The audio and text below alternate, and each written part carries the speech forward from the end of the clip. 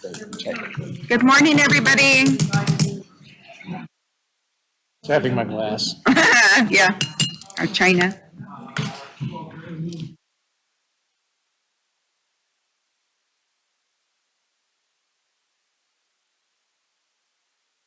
I think you got them finally. Good morning, everybody. I would like to call the meeting to. Okay. Oh, yeah.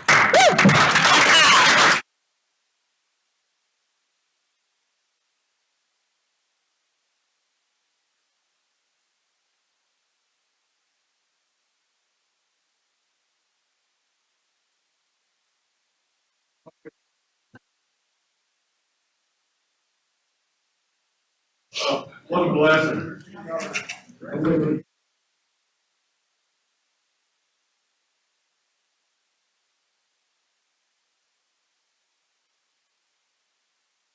Yay.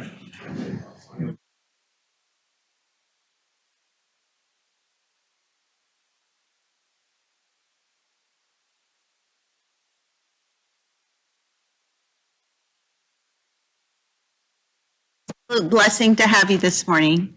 Yeah. Good to be back. I wasn't supposed to get out till tomorrow.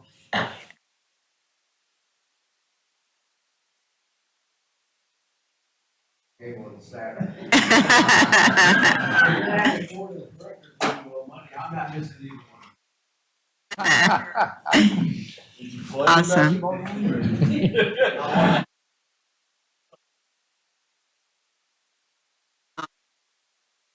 All right. I'd like to call the meeting to order at 9:03 a.m. I ask as a courtesy to all that you ensure that you have silenced your cell phones. I also ask to remind the directors to turn their microphones on each time they speak to help with the audio and video recordings. For the record, I'll note that public meeting notice was properly posted as required by law, and the notice of this meeting was provided to each of the directors. Notification was received from all the directors stating that they would be present, and we have absent today Wayne Wilson, only director that's not here this morning. We've now reached the portion of the meeting where we have set aside time from you to hear from you, the general public. Those interested in providing comments by filling out one of the cards available at the receptionist desk will be called to approach the podium to make comments at this time. Seeing that no one wishes to speak, we'll move forward to the agenda item.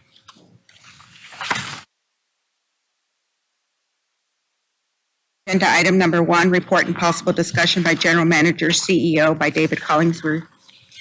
CEO, General Manager. David. Well, good morning. Good morning. And Happy New Year. And what a blessing it is to see you, Dr. Ruiz.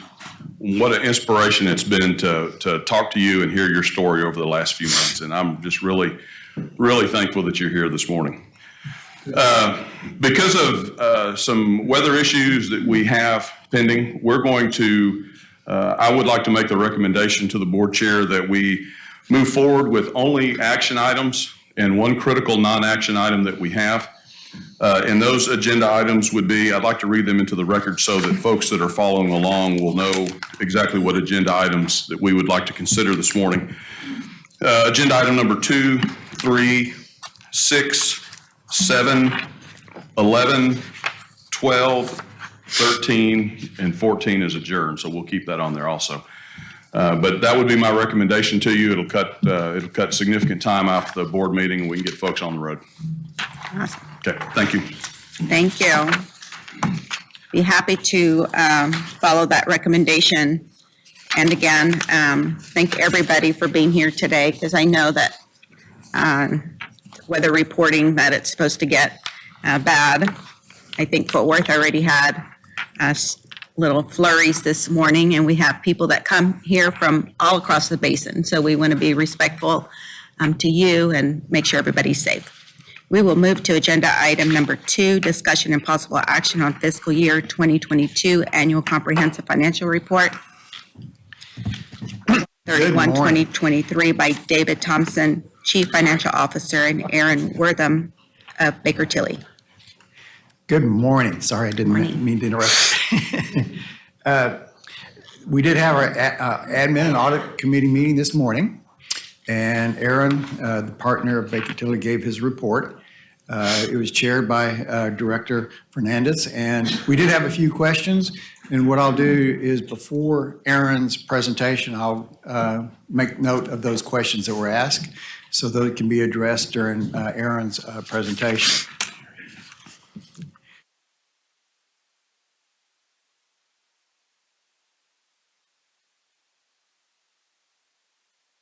I hate being the first one up. There we go. Talk to you about is the annual report itself. And this is a report that is prepared and audited by my staff, and then it's audited by Baker Tilly. It is as of August 31st, 2022. The report, I'll talk a little bit about the purpose, the highlight of it, and then we have Aaron's report itself on that.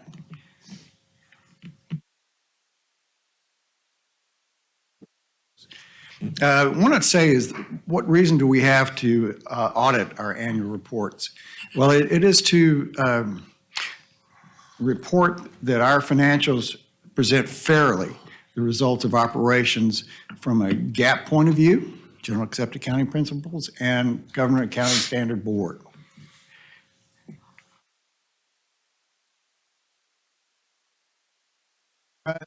Talk a little bit about what is the difference between the annual report and the annual operating plan. One is a historical document, which is the annual report, and it basically looks back historically of transactions that happened before August 31st. It's on accrual and GAAP basis. The annual operating or budget plan, basically a prospective document looking forward, and it is basically a primary cash basis. The annual report is broken up into 3 major groups. The introduction, which is the transmittal letter. The transmittal letter is basically the events that occurred prior to August 31st, in which each department gives the major events that happened. Then you have your financials, which is your income statement and your balance sheets, and then your necessary footnotes for that. You have a statistical section. It's unaudited, but it does help provide critical information on ratios and how the business is running. The annual report is basically constructed from the GFOA, Government Finance Organization Associates, Officers Associates, and we conform to that recommendation. And in that report, for 36 straight years, we have won the prestigious award for reporting excellence. And of course, that award is only because my staff and folks that put to it have worked so hard to make it happen. So this basically take a look at the difference between the actual annual report, audited annual report, and the budget actuals. There are 4 major components that make up the difference of those. First one is depreciation and principal or debt service payments. Depreciation is a GAAP requirement in our annual report and is not shown in our annual operating plan or budget. Principal, though, is an expenditure. It's a cash expenditure. So therefore, it's shown, and it creates a difference between the $9 million and the 11 is the $2 million. It's one of the elements we have. Now, the reason it's 11 million is because on May 2nd, we did pay off the debt to Texas Water Development Board for Allen's Creek. The second one is GASB 68, and this is dealing with pensions, and it's a calculation to look at the amortization of our pensions. And in this case, we had an adjustment that increased by $3 million between the 2 different reporting mechanisms. Capital expenditures, those are cash items that are in our budget, but we capitalize these vehicles and other mobile boats and stuff like that we actually expend in our budget. Last is basically deferred revenues. And this is because cash and revenue recognition between 21 and 22 generated about $1 million adjustment there. So now at this time, I'll have Aaron come up.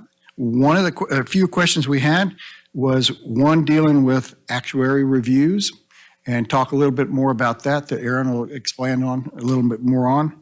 The management letter that was in your report, he'll expand on why the management letter's there and what happens with it. IT audit, what is involved with that? And he might probably talk a little bit about why we don't do a cyber audit. So I'll turn this over to Aaron.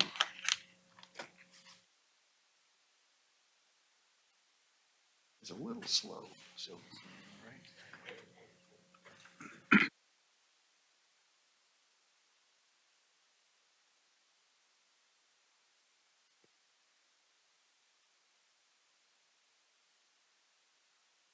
Thank you, David. Good morning, all.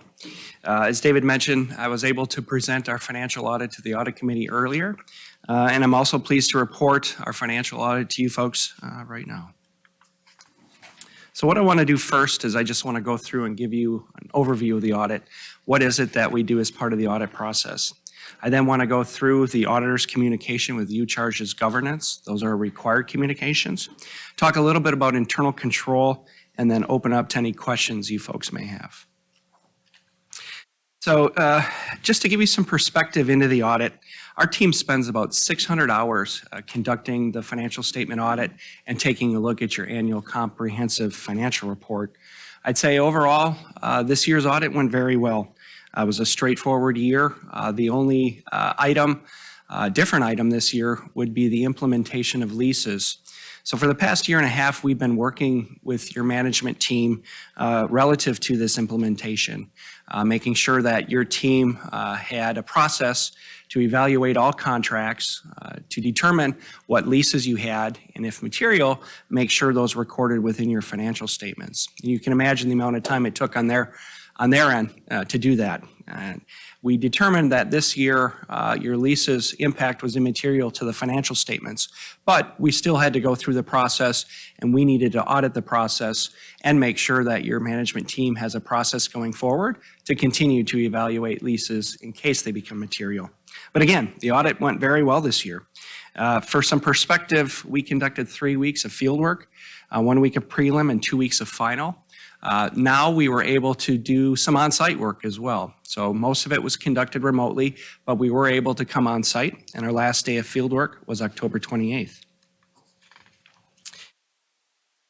We take a look at the audit. I'd say we spend about 30% specific to internal controls, documenting your internal controls and testing those internal controls. And for the most part, that testing consists of your information technology controls. So much so that we have a certified information systems auditor that goes about and conducts that testing. That's about 30% of what we do. 40% of what we do then are what we call our substantive tests.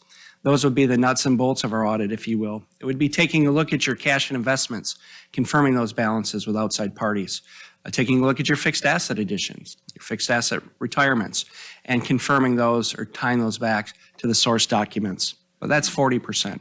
30% then deals with us taking a look at your annual comprehensive financial report and also the planning for the audit. But what I've done here is I've outlined some major areas of emphasis.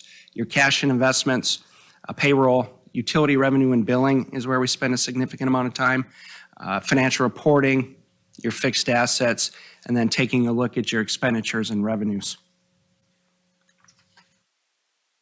Our audit was performed in accordance with generally accepted auditing standards. Those are the standards that we're required to follow as your audit firm. In addition, we also conduct our audit in conformance with government auditing standards. Those are additional standards that we have relative to our continuing professional education, the supervision of the audit team, the quality control of the audit, independence of our audit team, and due care. Our audit objective is to obtain reasonable assurance that your financial statements are free from material misstatement. At the end of this year's audit, your financial statements have received an unmodified opinion, which is also known as a clean opinion, which is the highest level of assurance that we can provide as your audit firm. One thing to note is we did not identify any material weaknesses as part of our audit, and I'll touch on that in a little bit. So one of the items that David had mentioned that you folks have received is our required audit results letter. And within that, we have our auditor's communication to you charged with governance. Some of the things that I wanted to point out that are within that letter, our firm and every individual on our audit is independent in respect to your organization, in fact, and appearance. We did not identify any significant or unusual audit transactions. Accounting policies, just wanted to note within your ACFR that you have your accounting policies are listed. An example of those would be your capitalization policy. But what we do is we make sure that those policies comply with generally accepted accounting principles, but not only that they comply, but that you're following those policies. Talked a little bit with the audit committee about the questions. What concerns should you have with your financial statements? And I'll always say it always has something to do with estimates. So much so, in fact, that we're required within the profession to point out what significant estimates are within your financial statements. And you have three. One would be your net pension liability and your accrued compensated absences and depreciation. David had mentioned earlier about these actuary reports. There was a question, how often does your entity receive actuary reports? And you receive those on an annual basis. What we need to do as auditors is we need to take a look at your actuary, make sure they're reputable, make sure that they have the qualifications to do the work. We then have to test the assumptions that go into that actuary report. We also take a look at how does it compare to the prior year? How do those numbers compare to the prior year? Is your discount rate, is that reasonable? How does that discount rate compare to your peers? Census data, we take a look at all the information that's given to the actuary, the census data, to determine that's reasonable. So we take a look at all those items to make sure that this estimate that they're coming up with is reasonable to the financial statements. So we spend a lot of time in those areas about significant estimates. I just want to make sure that you folks know what those are, so you know what those limitations of your financial statements are.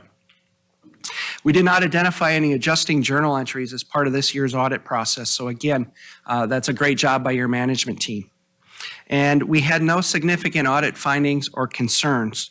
As I've mentioned in prior meetings, if that were the case, if we did have a significant audit finding or concern, this would not be the first time you folks would be hearing about that. I would reach out to the board chair to have those discussions on a timely basis. But again, good job by management.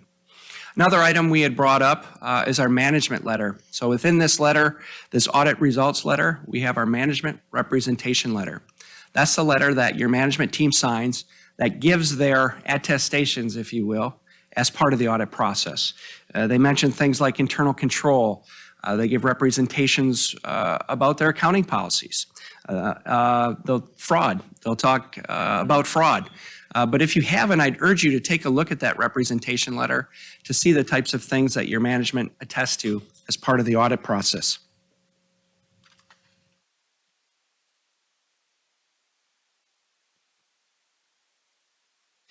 One thing I had mentioned earlier is that we provide an opinion on your financial statements. I also wanted to mention that we do not provide an opinion on internal controls. However, we do need to take a look at those controls, and if we identify any breakdowns that are material or significant, we're required to communicate those to you. The definition of a material weakness is anything that would lead to more than a reasonable possibility that this breakdown or lack of control could lead to a material misstatement within your financial statements. That would be the most severe control deficiency. And pleased to report we did not have any material weaknesses. The next categorization down, less severe than a material weakness, is what we call significant deficiency. And that's anything that's significant enough that would warrant your attention as governance. And we did not have any significant deficiencies as part of this year's audit. I'd like to do now is open up to any questions. I do want to thank David and Matt and their entire team. Again, another good year of having preparation. They did a lot of work pulling together all the data for leases so we could audit that. But we definitely welcome and appreciate their help. But with that, I'll open up to any questions. Any questions?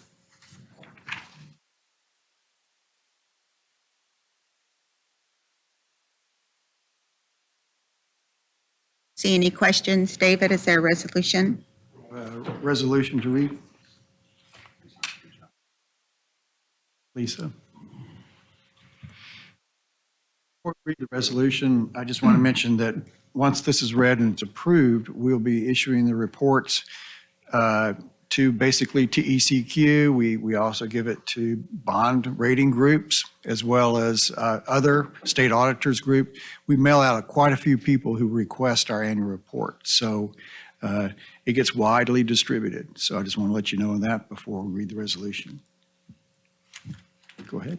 If there are any Be it questions. resolved that the Board of Directors hereby accepts the Brazos River Authority's annual comprehensive financial report for fiscal year ended August 31, 2022, and approves its filing with the Texas Commission on Environmental Quality. And be it further resolved that the Chief Financial Officer is hereby designated to file the report in the annual filing of the affidavit with the Executive Director of the Texas Commission on Environmental Quality.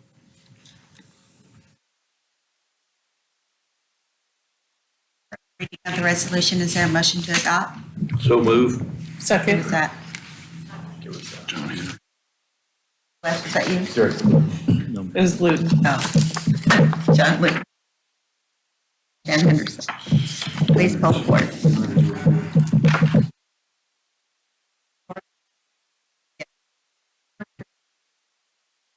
Director Taylor. Yes. Director Abraham. Yes. Director Boren. Yes. Director Fernandez. Yes. Director Giese. Yes. Director Henderson. Yes.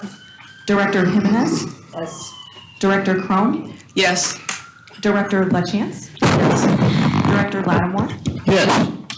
Director Leslie. Yes. Director Lloyd. Yes. Director Luton. Yes. Director Embro. Yes. Director Ruiz. Yes. Director Sanderson. Yes. Director Savage. Yes. Director Smith. Yes. Director Wilson.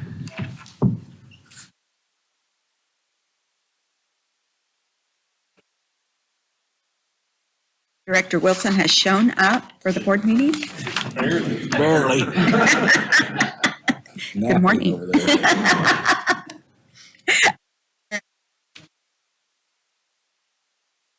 Moving on to agenda item number 3, discussion and possible action on Morse Shepherd Dam inspection contract by Blake Kettler, Technical Services Manager. Blake. Good morning, folks. Thank you, Madam Chair, members of the board. With this agenda item, I'm requesting authorization to execute a contract for engineering services, inspection services related to inspecting Moore Shepherd Dam for an annual and 5-year contract. So it'll be a 5-year term, 4 annual inspections, a survey, and a 5-year inspection.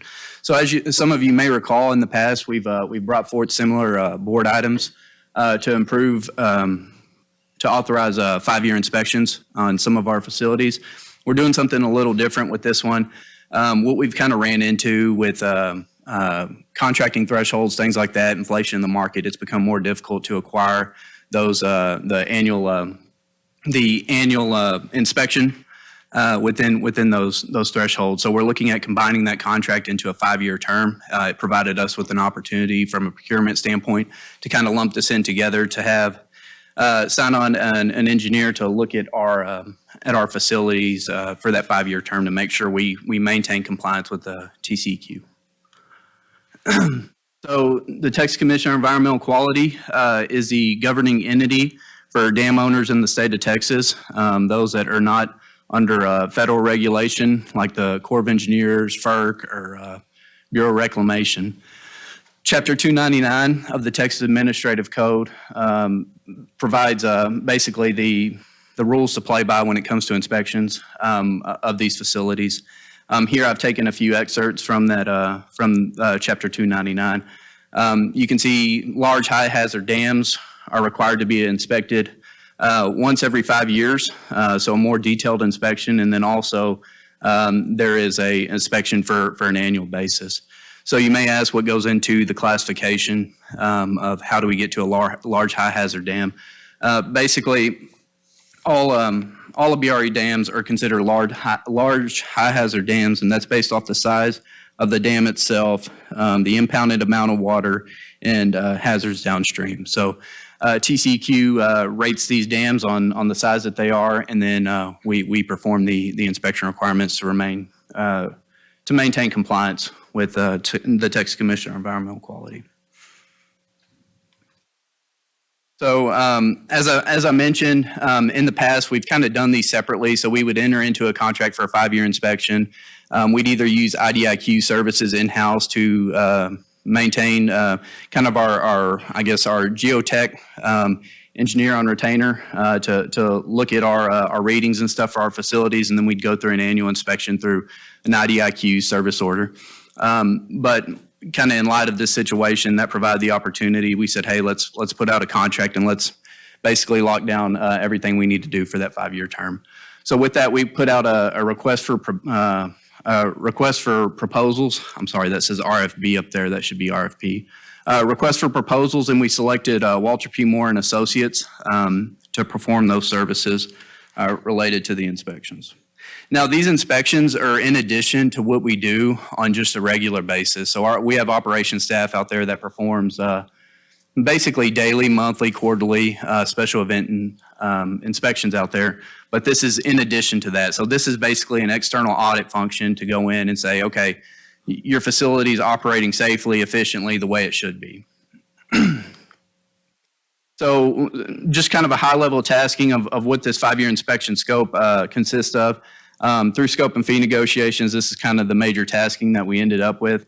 And it may sound, this is just a real high-level glimpse, like review of project records. That doesn't sound like a very detailed task, but there's a lot of records for Moore Shepherd Dam. I think we've got, just in the contract alone, we've got 32 documents listed.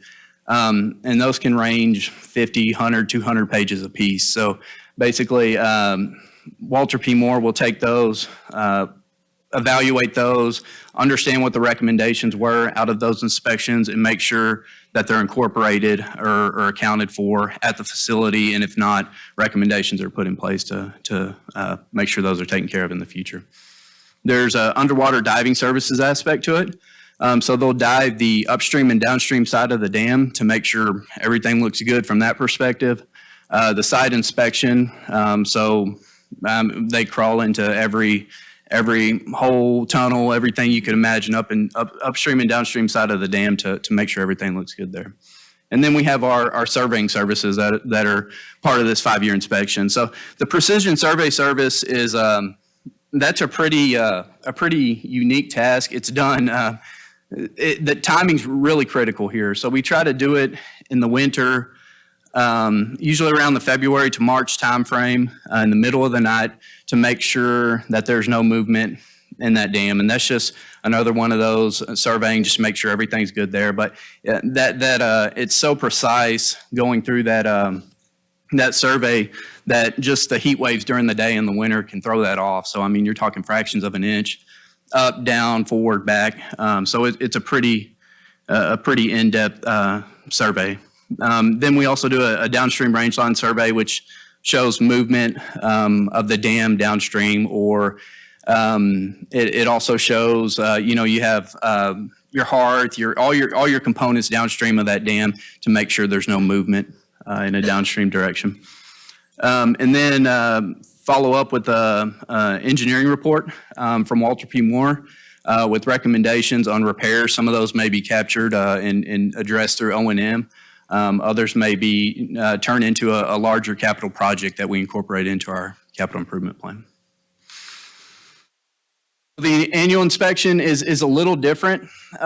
We do a records review again, but the records review is more looking at internal inspections. So looking at those not daily, we don't actually fill out a daily report, but the daily is just the folks that are out there working on the dam, laying eyes on the dam to make sure everything looks right. We're not, everything's in place that should be. But looking at a monthly, quarterly, extraordinary event inspection reviews to make sure everything's in compliance there and being addressed. We also do an O&M review as part of that. So they'll look at how we sequence gates, how we operate gates things like that to make sure everything looks good from that perspective. They'll look at our maintenance plan for the facility to make sure, okay, in this instance in Morris Shepherd Dam, the sequencing of gate repairs for the bear trap gates to make sure that the scheduling, the timing, everything makes sense from that perspective. They'll do a visual inspection again of the dam and then follow up with the maintenance inspection report. So here is the associated fee with these services.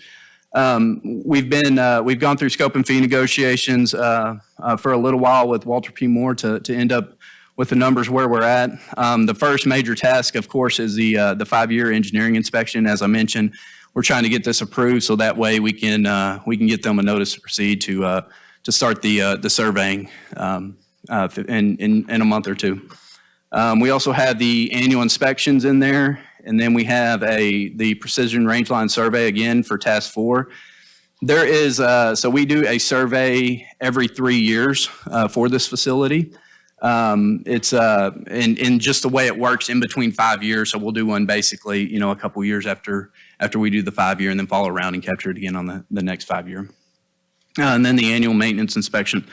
The big difference between that you're seeing here, so for the annual maintenance inspection of the 179 versus the 165 you're seeing later on, that is that first initial view of all those documents and understanding where we're at on an annual basis for those inspection services. So once they kind of digest that information, that's where you see that decrease in price go down.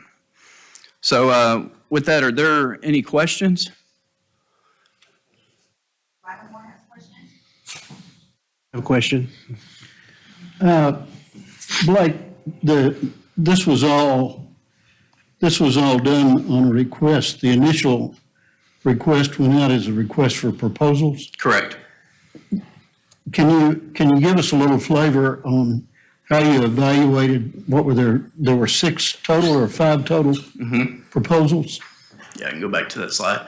So the way that we're required to do, I guess, contract for professional services or request, basically it's a request for proposals / qualifications. So we evaluate these proposals based on their qualifications to meet the requirements of that proposal or request for proposal. So it might be something like, how many annual or 5-year inspections have you done in the last 10-year time frame? Give us some experience with Morris Shepherd Dam or similar dams.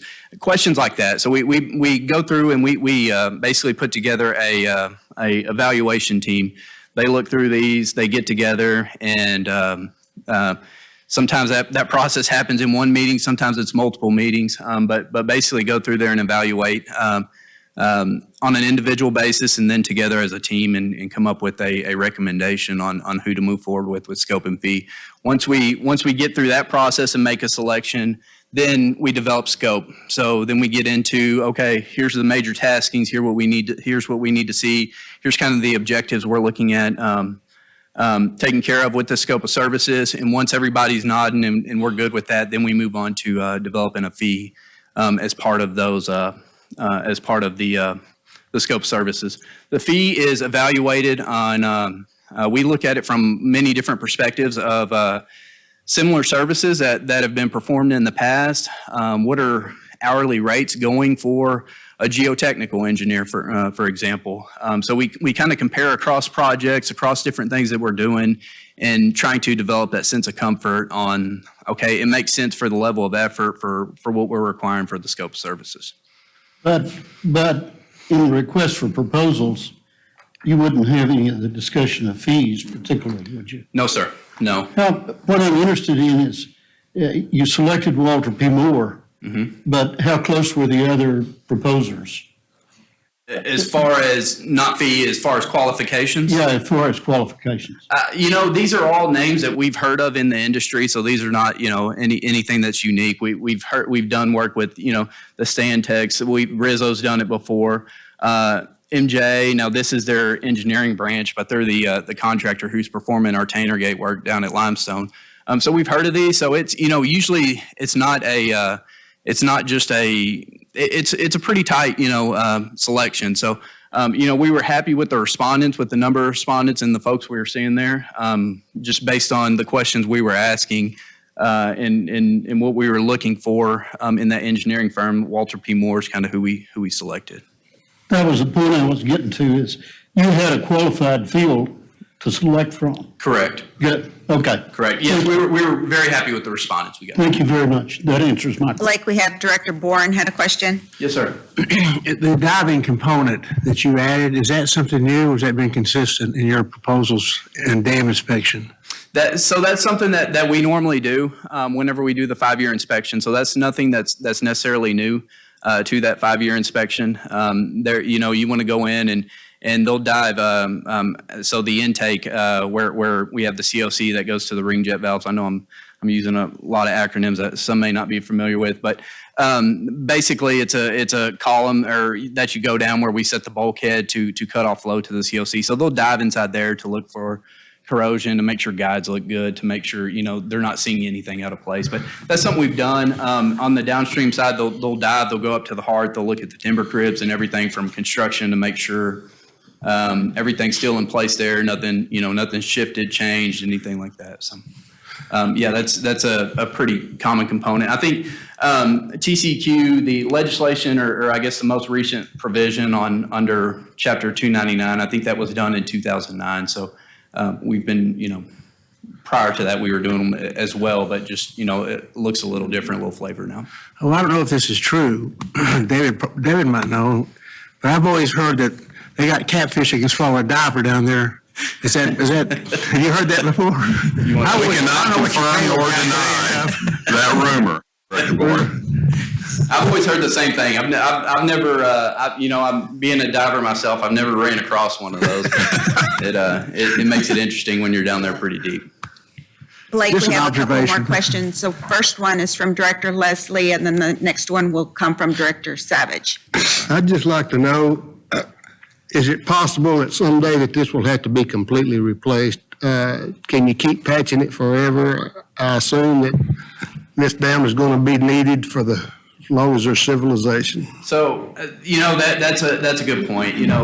This falls right in line with, everything that we do as an organization, making sure that this facility continues to operate efficiently and safely into the future. I mean, that's a critical part of what we do here at the BRA. So that is constantly looked at. We're constantly making improvements, maintaining the facility so we can see, a service life far into the future. Now, everything has a lifespan. Yeah. I don't think we're anywhere near to the end of that lifespan, especially with what we're doing with castle projects, stuff like that, looking at the concrete and how to address, just anything that's, that needs to be addressed to maintain it into the future. Hey, Blake, first, I'm glad to see that we have 5 bidders because in the past, we've had trouble getting bidders. And so as you've described the process, it was a technical qualification and then Walter P. Moore was selected before any commercial stuff was even discussed. Is that correct? Yes, sir. So just to make sure that we get these bidders again, or they feel like it was a fair process, what do you communicate back to the losers, to say, hey, how can they go and improve themselves, to feel like they've got an opportunity again, or they might not bid again? So that's a really good question. And, some of them are more approachable to us than others on, hey, why did we not get selected here? We're more than willing to sit down with folks and let them know, hey, in this instance, why we chose a Walter P. Moore over the other. So it's what we'll do is we'll put out on our website kind of, hey, here's who we selected, here's who we're moving forward with. The ones we talk to on a regular basis, if it comes up in conversation, we'll kind of talk through that with them, or we're more than willing to sit down with any of those firms and kind of have a debriefing, I guess you could call it. In addition, always looking to continue that networking and coordination with them. So hoping to see them at, for instance, a consulting firm that we may have, or just wanting to get caught up on where we're at with CIP, stuff like that. So basically the main thing is through that debriefing process. So if one of those other firms wanted to come and talk with us and say, hey, why did we not get selected? We're more than willing to sit down with them and talk them through that. So what was the determining factor? I mean, can you tell me, why Walter P. Moore was superior to the others? I don't have the qualifications with me right now, but I can get you that information. But basically, they were above, they were the front runner when it came to those. But I'm, more than willing to share that with you if you like. Okay, thanks. Sure. I'm just trying to understand. This is really an inspection audit Correct. that we're talking about. Correct. Do we have similar contracts in place for our other dams? And if so, how does it compare in terms of the scope of work that we're talking about? So Moore Shepherd Dam being our biggest facility, it has, I guess, more intensive requirements as far as inspection and things of that nature. So, Moore Shepherd Dam's going to be the heavy hitter when it comes to the scope of services fee, all that. We do perform the same inspections for our other facilities. This is the first one of its kind where we're looking at combining it in a 5-year term. But that's something that probably here over the next board meeting or two, you'll see similar agenda items for Granbury and Limestone as well, where we're looking to lump those together. And so basically, once we get through this 5-year cycle, we would go back out with a new request for proposals and see who we could acquire to provide those inspection services. Sure. Blake, I want to just follow up on what Director Savage and what I heard you say. I think his question was, what is the follow-up that you give to everybody that has applied? Mm-hmm. And I think I heard you say, if they reach out to you, you have the conversation with him. I would like to propose that you put together a standard response letter thanking people for applying. Yes, ma'am. And then letting them know whether they got it or not. I'm sure you have something probably informal that you're doing, but I feel like we have talked about this in the past, about encouraging people to apply. And I think the communication going both ways is to, yes, congratulations, you got it. And no, this time you didn't, but please, we encourage you to continue to apply for future opportunities. I think that just opens up a good line of communication. Okay. Yes, ma'am. We'll do that. All right. Just a quick Alan, follow-up. did you have a question? Yeah, I do. Two. Quick follow-up with respect to what Director Savage was talking about. So we have the standard, I guess, that we use for the evaluation was the same standard you'd use typically for an engineering firm, correct? As opposed to a normal professional services contract. Is that fair to say? Are you talking about the standard request for proposal? We followed the format used for an engineering firm typically. This is opposed to a normal professional service for like an audit firm or someone like that. Yeah, so this would be covered under our professional services agreement. Request for proposal would be the same process for selection as well. So we use the same process that you would use for an accounting firm versus an engineering firm, or? I think so. I don't think that there's any difference. If we're just talking from the request for proposal, that'd be the same. That's fine. And this is, what firm had the contract in the past? Rizzo International was the firm that did the last 5-year inspection there. Okay, thank you. Mm-hmm. Any other questions? If not, I have a resolution for consideration. Okay, I don't see any more questions or comments. Thank you all very much for the conversation, Blake. Thanks for the answering all the questions. I believe there's a resolution for us. Whereas the Brazos River Authority is pursuing external comprehensive inspection services for Moore Shepherd Dam, including all disciplines necessary to meet and maintain compliance with the inspection and reporting requirements of Texas Administrative Code, TAC 299.42, and regulated by the Texas Commission on Environmental Quality, TCEQ, for high hazard and large dams. Whereas the contemplated inspection efforts are in addition to internal inspections performed by Brazos River Authority staff to ensure safety and proper operation of our dam facilities from an unbiased external viewpoint. Previously, external comprehensive inspection services for Morris Shepherd Dam were acquired through separate contracts, but to improve efficiency from a procurement standpoint and to maintain compliance from a procurement statutory and policy perspective, these services have now been combined. Now, therefore, be it resolved that the Board of Directors of the Brazos River Authority hereby authorizes the General Manager, CEO, to negotiate and execute a contract with Walter P. Moore and Associates Incorporated for engineering services required to complete the annual inspections and 5-year inspection in a 5-year term for Morris Shepherd Dam for an amount not to exceed $1,345,580. For the reading of the resolution, is there a motion to adopt? Motion made by Director Henderson, a second by Director Crone. Please pull the board. Yes. Director Huber, Yes. Director Taylor, Yes. Director Abraham, Yes. Director Boren, Yes. Director Fernandez, Yes. Director Giese, Yes. Director Henderson, Yes. Director Jimenez, Yes. Director Chrome, Yes. Director LaChance, Yes. Director Lattimore, Yes. Director Leslie, Yes. Director Lloyd, Yes. Director Luton, Yes. Director Embro, Yes. Director Ruiz, Yes. Director Sanderson, I'll abstain. Director Savage, Yes. Director Smith, Yes. Director Wilson. Yes.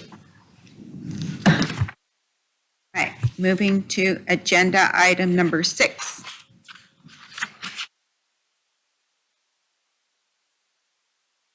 Discussion and possible action on Phase 2 freshwater mussels CCAA contract by Tiffany Malzahn, Environmental and Compliance Manager. Tiffany.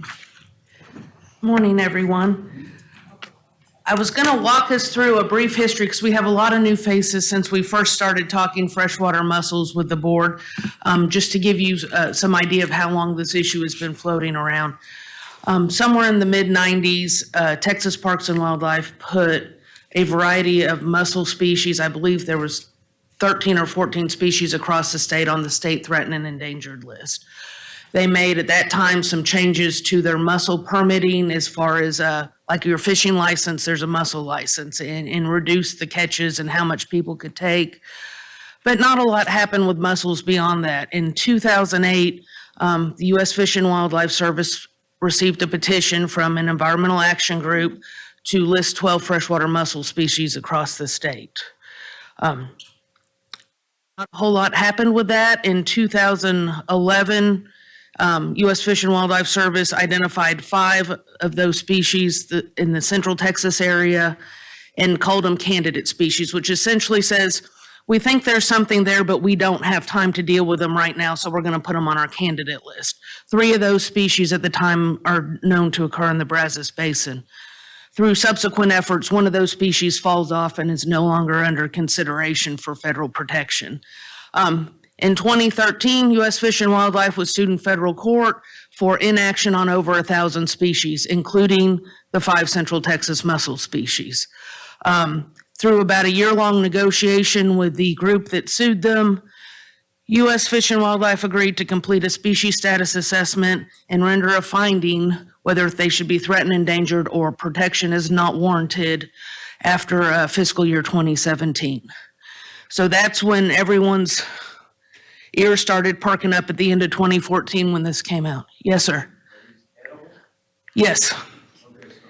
They're not sure if they're being harvested in abundance or maybe something in the water's changing that's causing them to die off. Is that what they're saying? That's part of it. We know historically that there was a large harvest. I've heard stories, of course, when you're out in the field, you get all the folks who stop and tell you all the historic stories. And apparently during the Depression era, along the Brazos, that was one of the things that people survived getting through on, is harvesting mussels. So we know there's been large amounts until the mid-90s when parks kind of tramped down that mussel permit in making those much tighter and reducing catch sizes, that was a very common thing. How big are they typically? It depends on the species, from about a big $50 to you can get some the size of a salad plate, depending on the species. I'm thinking they're. The ones are zebra mussels, and we don't want those. Those are invasive and they're bad. So in 2015, after that decision through the court process, the Texas Comptroller and their natural resource group got all the affected river authorities together, essentially GBRA, San Antonio, LCRA, and us. Later on, through additional surveys, Trinity River Authority would be brought into that too, but they were very, unfortunately for them, late to the party on this. And the hope was to negotiate a candidate conservation agreement with assurances, which is a pre-listing agreement with U.S. Fish and Wildlife that says, if you comply with the terms and conditions of the conservation measures you say you're going to do in those agreements, we will not come back on you after we've made our decision and demand anything else. So essentially, everyone could protect their water supply operations by joining into this group. CCA process rocks on for a while. They have some funding, but not enough to cover the Brazos. So they fund some research in the Guadalupe and the Colorado. And that's when, about 2016, we start coming to the board and say, you know, we've been left out and we need to know where these mussels are and how big a threat we are under. So the board opted to fund Texas A&M to do surveys throughout the basin in 2016, and we find we have one of the species pretty widespread and the other one in a very concentrated area, but in a very critical area for BRA's future. By about April 2018, Comptroller unfortunately has been able to gain consensus of the participating river authorities and kind of drops their efforts and says they're moving on to other species.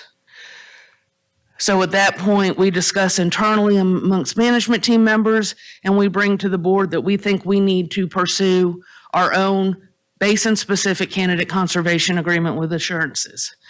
And at that time, we had done an RFP and selected BioWest as a firm to help guide us through that process, since that is a permitting issue BRA's never endeavored on before.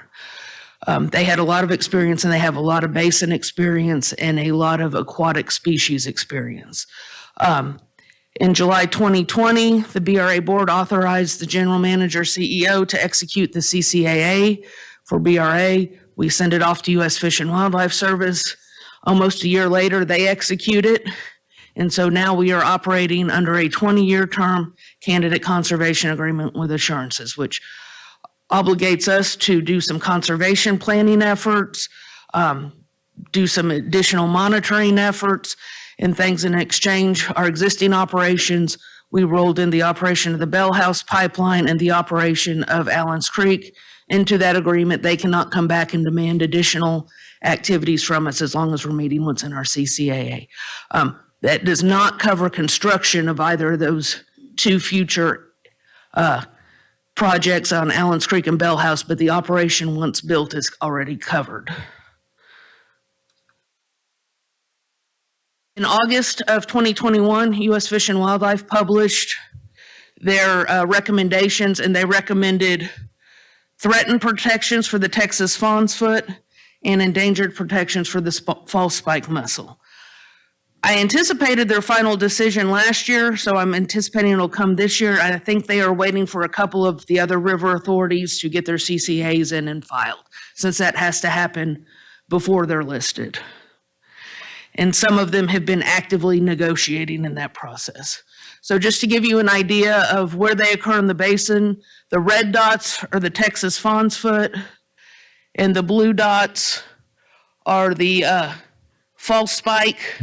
And you can see, unfortunately, that is in one of the fastest growing areas of the basin, and that is the only place in the United States those mussels are known to occur. They are recommended to be endangered. We're just waiting for U.S. Fish and Wildlife to publish the final decision. I know Trinity was in the process of negotiating one, and I think they're waiting for Trinity. They also deal with the fawn's foot mussel. I think they're waiting for Trinity to file their final CCA before they publish the final finding. But I'm 99% confident they will be listed as endangered. So once it's listed, it doesn't change the 20-year agreement, CCAA, that we have in place on what we need to do to? Correct. Okay, That it is a pre-listing agreement. okay. And then in that,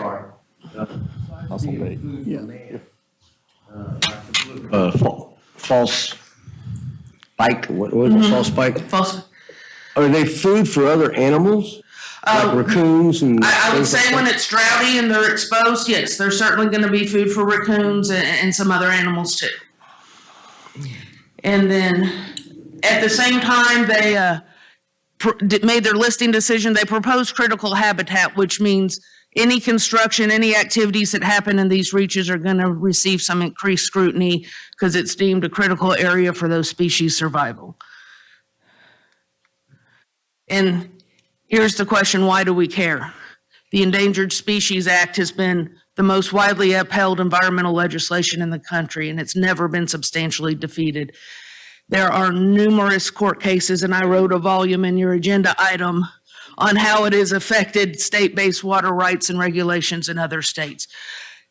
This is Texas's first real shot at some aquatics. We had the two shiners above Possum Kingdom, but they really honestly are in such a water-starved part of the world, it didn't have much impact on how anyone does business. These mussels have a real potential to do that. And just to give some examples of either key court decisions or financial impacts of this, in 1978, the Supreme Court ruled that Congress's intent in writing the ESA was to halt and reverse the trend toward species extinction, whatever the cost. Riverside irrigation districts, there's a whole series of lawsuits on the Platte River over the whooping crane that's breeding grounds and habitat for them.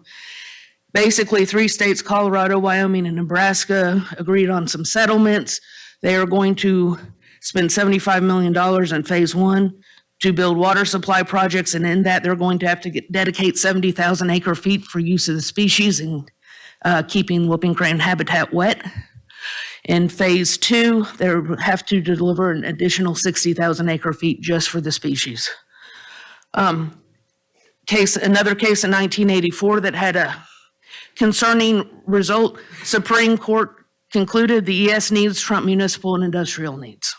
So if a species needs it, they get the water first. And then Columbia Dam project is one that did not get impacted through the court system, but just through agency consultations.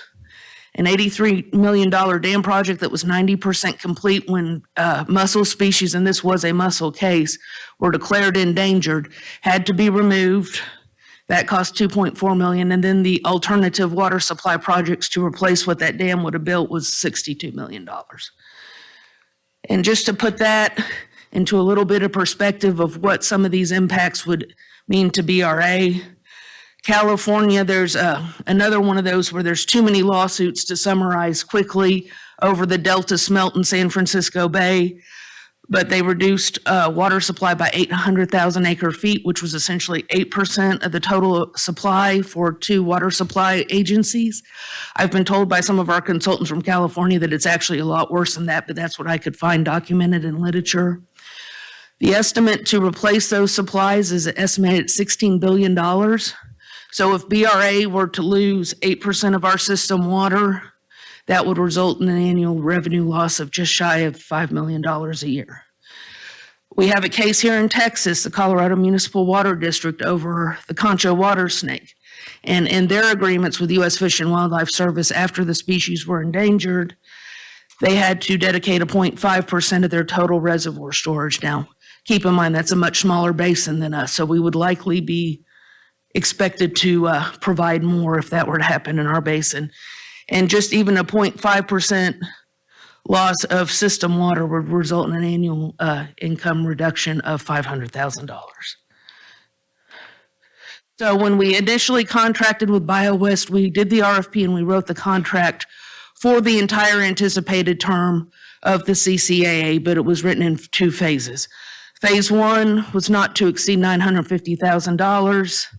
that was helping us guide us through drafting and negotiating the agreement, doing some of the field work and sampling we needed to contribute to that agreement, hydrologic modeling, developing a habitat quantification tool, a drought contingency plan, and study design for mussel tolerance studies. We'll complete that in the next couple months and we'll be within budget on the phase 1. Phase 2 is to help us support and implement over the 20-year term of the CCAA. So over that 20-year term, their not to exceed amount will be $3,665,000. That is about $200,000 a year less than what we presented when we presented for David to sign the CCAA. We were able, through some of the continued discussions with U.S. Fish and Wildlife staff, of course, we've had 100% change in the staff from the people we negotiated with to who we're dealing with now for implementation. We refined some tasks that resulted in some cost savings. We have $200,000 in that amount just for contingencies. We have to do an annual adaptive management meeting with them to see if we need to tweak or change things. And that's just to cover us in case something comes up we're not anticipating. Tasks will include scientific diving and long-term monitoring of key populations. How is this quantified? What's needed to support the CCA? We have a very intense spreadsheet of each, there's 10 major tasks by year and a schedule of each year, and then we quantify how many man-hours we think each task is gonna take. There are some of those tasks that BRA will be doing internally ourselves, and some that'll be left to BioWest. Are specified in the CCA, like we have to do this. Yes. To abide by the CCAA. Correct. Okay. And there are tasks on there that my staff is not either trained and qualified to do. Experience levels, getting a scientific collection permit once the species are listed, we can do, but we will have to go through a training process, whereas the BioWest staff who works, they have a team that works with mussels. They walk in the door, they already have their federal permit application ready and approved. They're just waiting to sign it and send it in. Scientific diving alone is a pretty dangerous thing that we don't have anyone trained to do. And you're basically going in and digging in riffles. In the lower basin, you gotta contend with alligators. We have water moccasins, rattlesnakes, everything else. So some of those things, but everything in their contract is something we're obligated to do in the CCA. Tiffany, Director Lattimore had a question. Yes, sir. Tiffany, if I remember right, we already have a requirement for certain environmental flows. Do we get credit for that under this CCCA? Or is this over and above? We get credit for the environmental flows, and we also get credit for the way we operate our system. And the fact that usually when we're at the driest times is when we're making water supply releases. That was one of the longest parts of the negotiating process, was trying to educate U.S. Fish and Wildlife on how BRA operates and why we don't believe we are a significant contributing factor to the mussels' decline. And there is a standard way of thought, which a lot of people have, which is dams are bad. And we had to show them that, there's stretches from PK to Glen Rose that without PK and Granbury would be dry large stretches of time, and that the historic record before dams were built supports that. So we spent a whole lot of time. So yes, we do get some credit. Okay. And that's basically how we sold Allen's Creek too. It's going to be an additional water supply that can supply the lower basin and help us maintain more storage in the upper basin for those really desperate times. Thank you.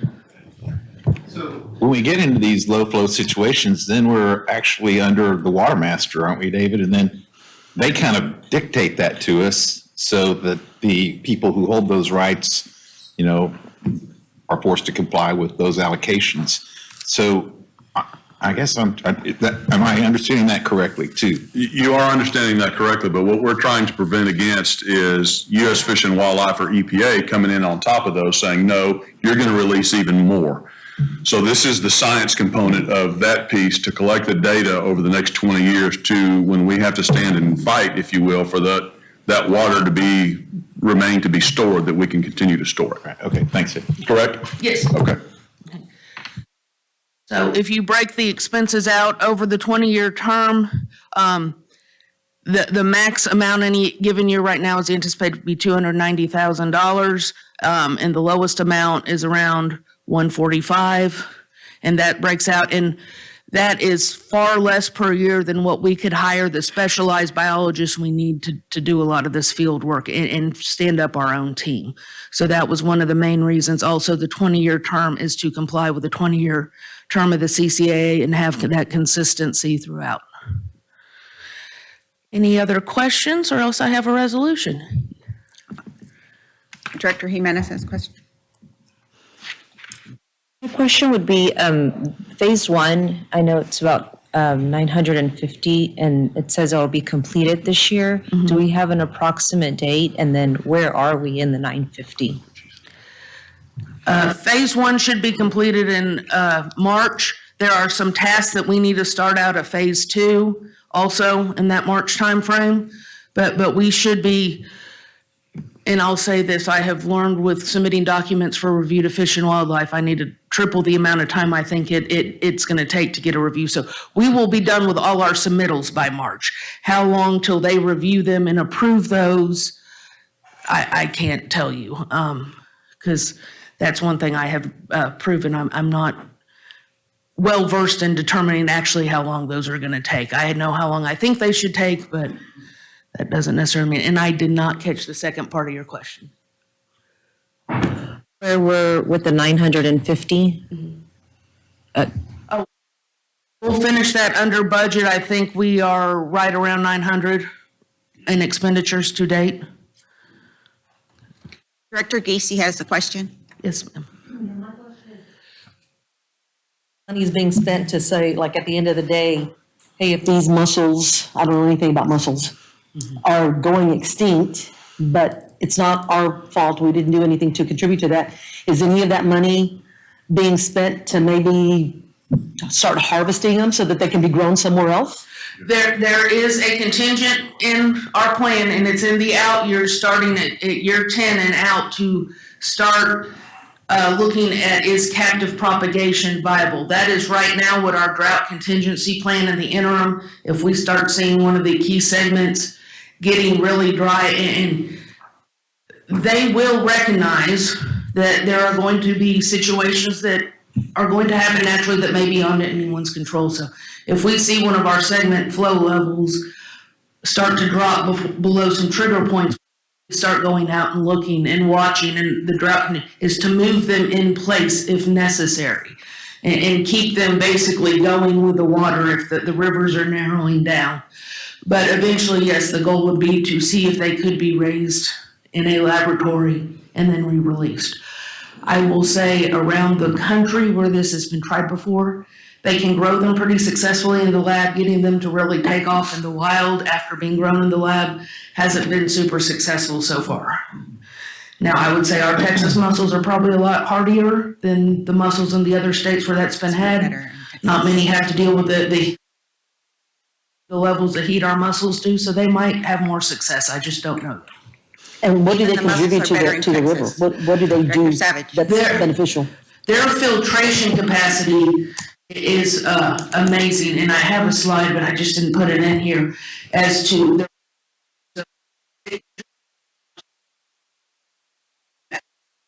sediment from the rivers, and they're part of the food chain.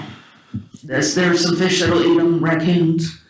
So Tiffany, and this is really for all of us, because our job is oversight. And what we're really talking about here is risk management.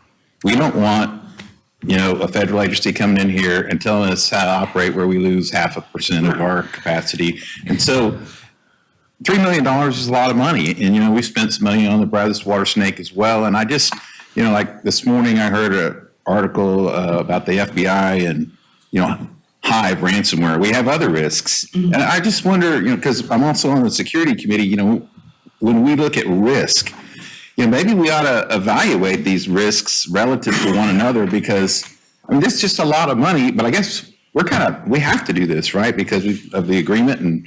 But it just seems like, we're spending a lot of money on risk management here, and there could be other risks that could even be more significant, or it could, when we collect this data, and again, I'm telling you all this because of my experience in industry, and it was in a lot of laboratory work, going out there, being a good corporate citizen, finding a bunch of information, and then that data ended up being used as the rope to hang us. And there's always that risk of the unintended consequence, and I just want to make sure we're considering all that, when we make these decisions. So this is risk management, and let me clarify something. We don't have to do this. We don't have to follow through with the CCAA. One of the terms in that agreement was that we could get out of that agreement if U.S. Fish and Wildlife starts to come back and say, okay, we interpret rules differently now, BRA, because of your CCAA, you're going to do these things, and this is how it's going to impact your customers, then we can walk right out of that CCAA. But based on the information that Tiffany showed you earlier on these court cases and the risk of EPA or U.S. Fish and Wildlife coming back and saying, hey, because of this perception that we have on these mussels, we're going to now need you to release more water out of Possum Kingdom or out of Whitney or out of, she showed you one of the critters is in the Little River. Well, that would mean the only water that can come to help that particular mussel is out of Lake Georgetown or the Little River system, which is already challenged because of all the growth. So we do see this as risk mitigation from the perspective of over the years, we're going to collect data so that in the future, if we do get into a fight and we have to sit in front of these organizations or these entities and fight for this water, that we can have the science to show that we do that. So Director Savage, we do see these activities that we're proposing to you as a risk mitigation, if you will. As far as the other comment goes, and how does all of these risks come into play, and do we look at them? I don't see this risk necessarily as a risk from the perspective of all the other risks that we look at, from the protection of our dam, from cybersecurity, from fraud and other things. But really, the majority of our decisions are based on the risk, because we're a governmental entity, of either what we do or what we don't do. Right. Does that help? It does, and but I've just, again, if you look at, I couldn't, I didn't research these specific suits, but a lot of times the environmental, the ESA is used, is weaponized because somebody's just an opponent of what they want to do. The data that we collect, let me be very, very clear, the data that we collect may be weaponized against us. But I can assure you this, if we don't have data, we will have nothing to fight with when we get to the beginning of that fight. Yeah. And all we will be allowed to do is shut up and color. So the data collection, in our opinion, is critical when we get to the beginning of a war or a fight to protect our water quality in the state of Texas. And in a risk assessment, that's why you're seeing the comptroller's office get involved in the water snake, because they also see the repetition of these things coming as a potential impact to the economic growth of the state of Texas.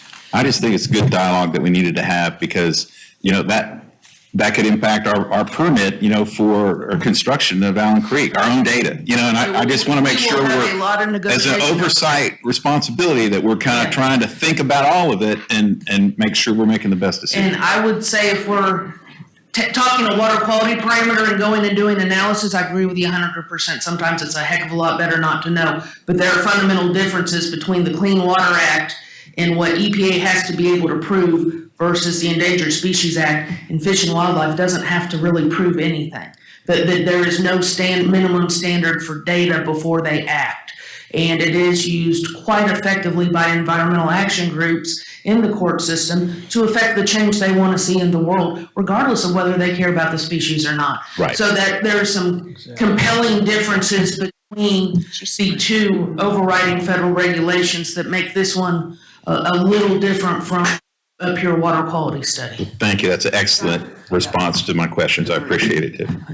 Thank you, Tiffany. Dr. Reese has a comment. But getting rope to hang your own self, but sometimes you just have to do the right thing.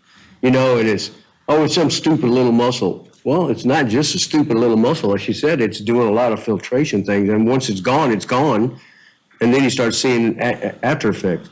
But I'd much rather spend a little bit of money and possibly let some species live if possible, okay? And just do the right thing for everybody and everything.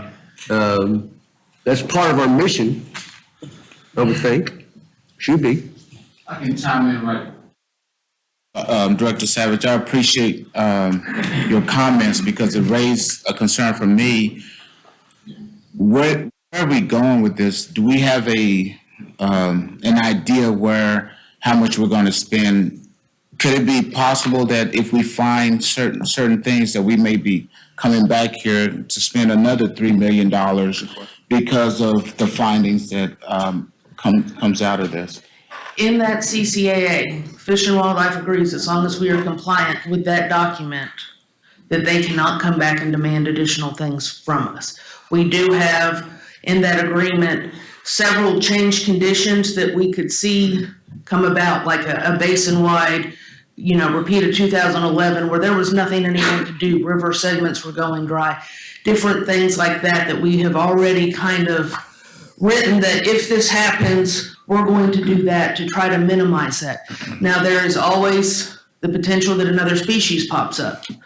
But I think that there's minimal chance, other than maybe some minor adjustments here or there, that we would come back for a whole repeat of the $3 million. Now, if the trend continues, which I think it will, I think Texas, as long as our population is exploding, is going to get a lot of attention from those environmental action groups. There may come a point in time if we are facing multiple aquatic species that we would want to convert that CCAA to what they call a habitat conservation plan, which is a different type of agreement with U.S. Fish and Wildlife. And that would certainly cause some expenditure of money, because then you have to go NEPA and everything else, but those are post-listing permits, and they actually, in some degrees, give us a little more flexibility than what we have in a pre-listing, where we're providing conservation actions versus just trying to hope they survive.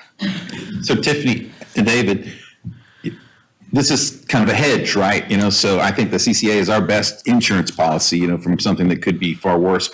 Is there insurance, that we can purchase to protect ourselves against this risk in terms of the insurance business? I was just wondering, if Mattress Mac can say, if the Astros win the World Series, I'm going to go place a bet. But there's people that insure all kinds of things, and I don't know if that might be some other way we can hedge. There's some insurance. Director Savage, that's a good question, and I don't know the answer to.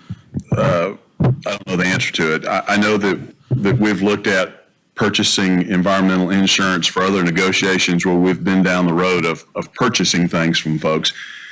But I don't know how, we'd just have to look at that. Because I'm purely thinking water supply, but the revenue loss from water supply, or I wouldn't be as concerned about the revenue loss from water supply as I would be the replacement cost for water.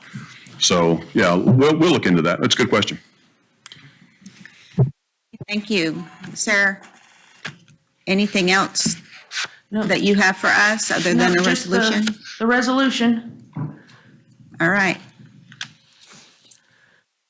Please read the resolution.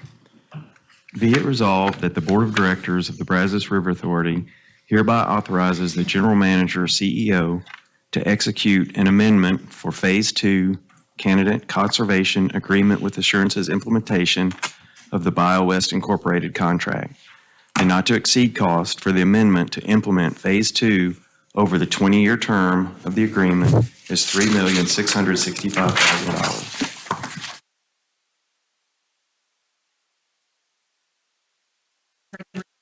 Resolution, is there a motion to adopt by Director Second. Wilson and Director Huber? Please pull the board. Flores,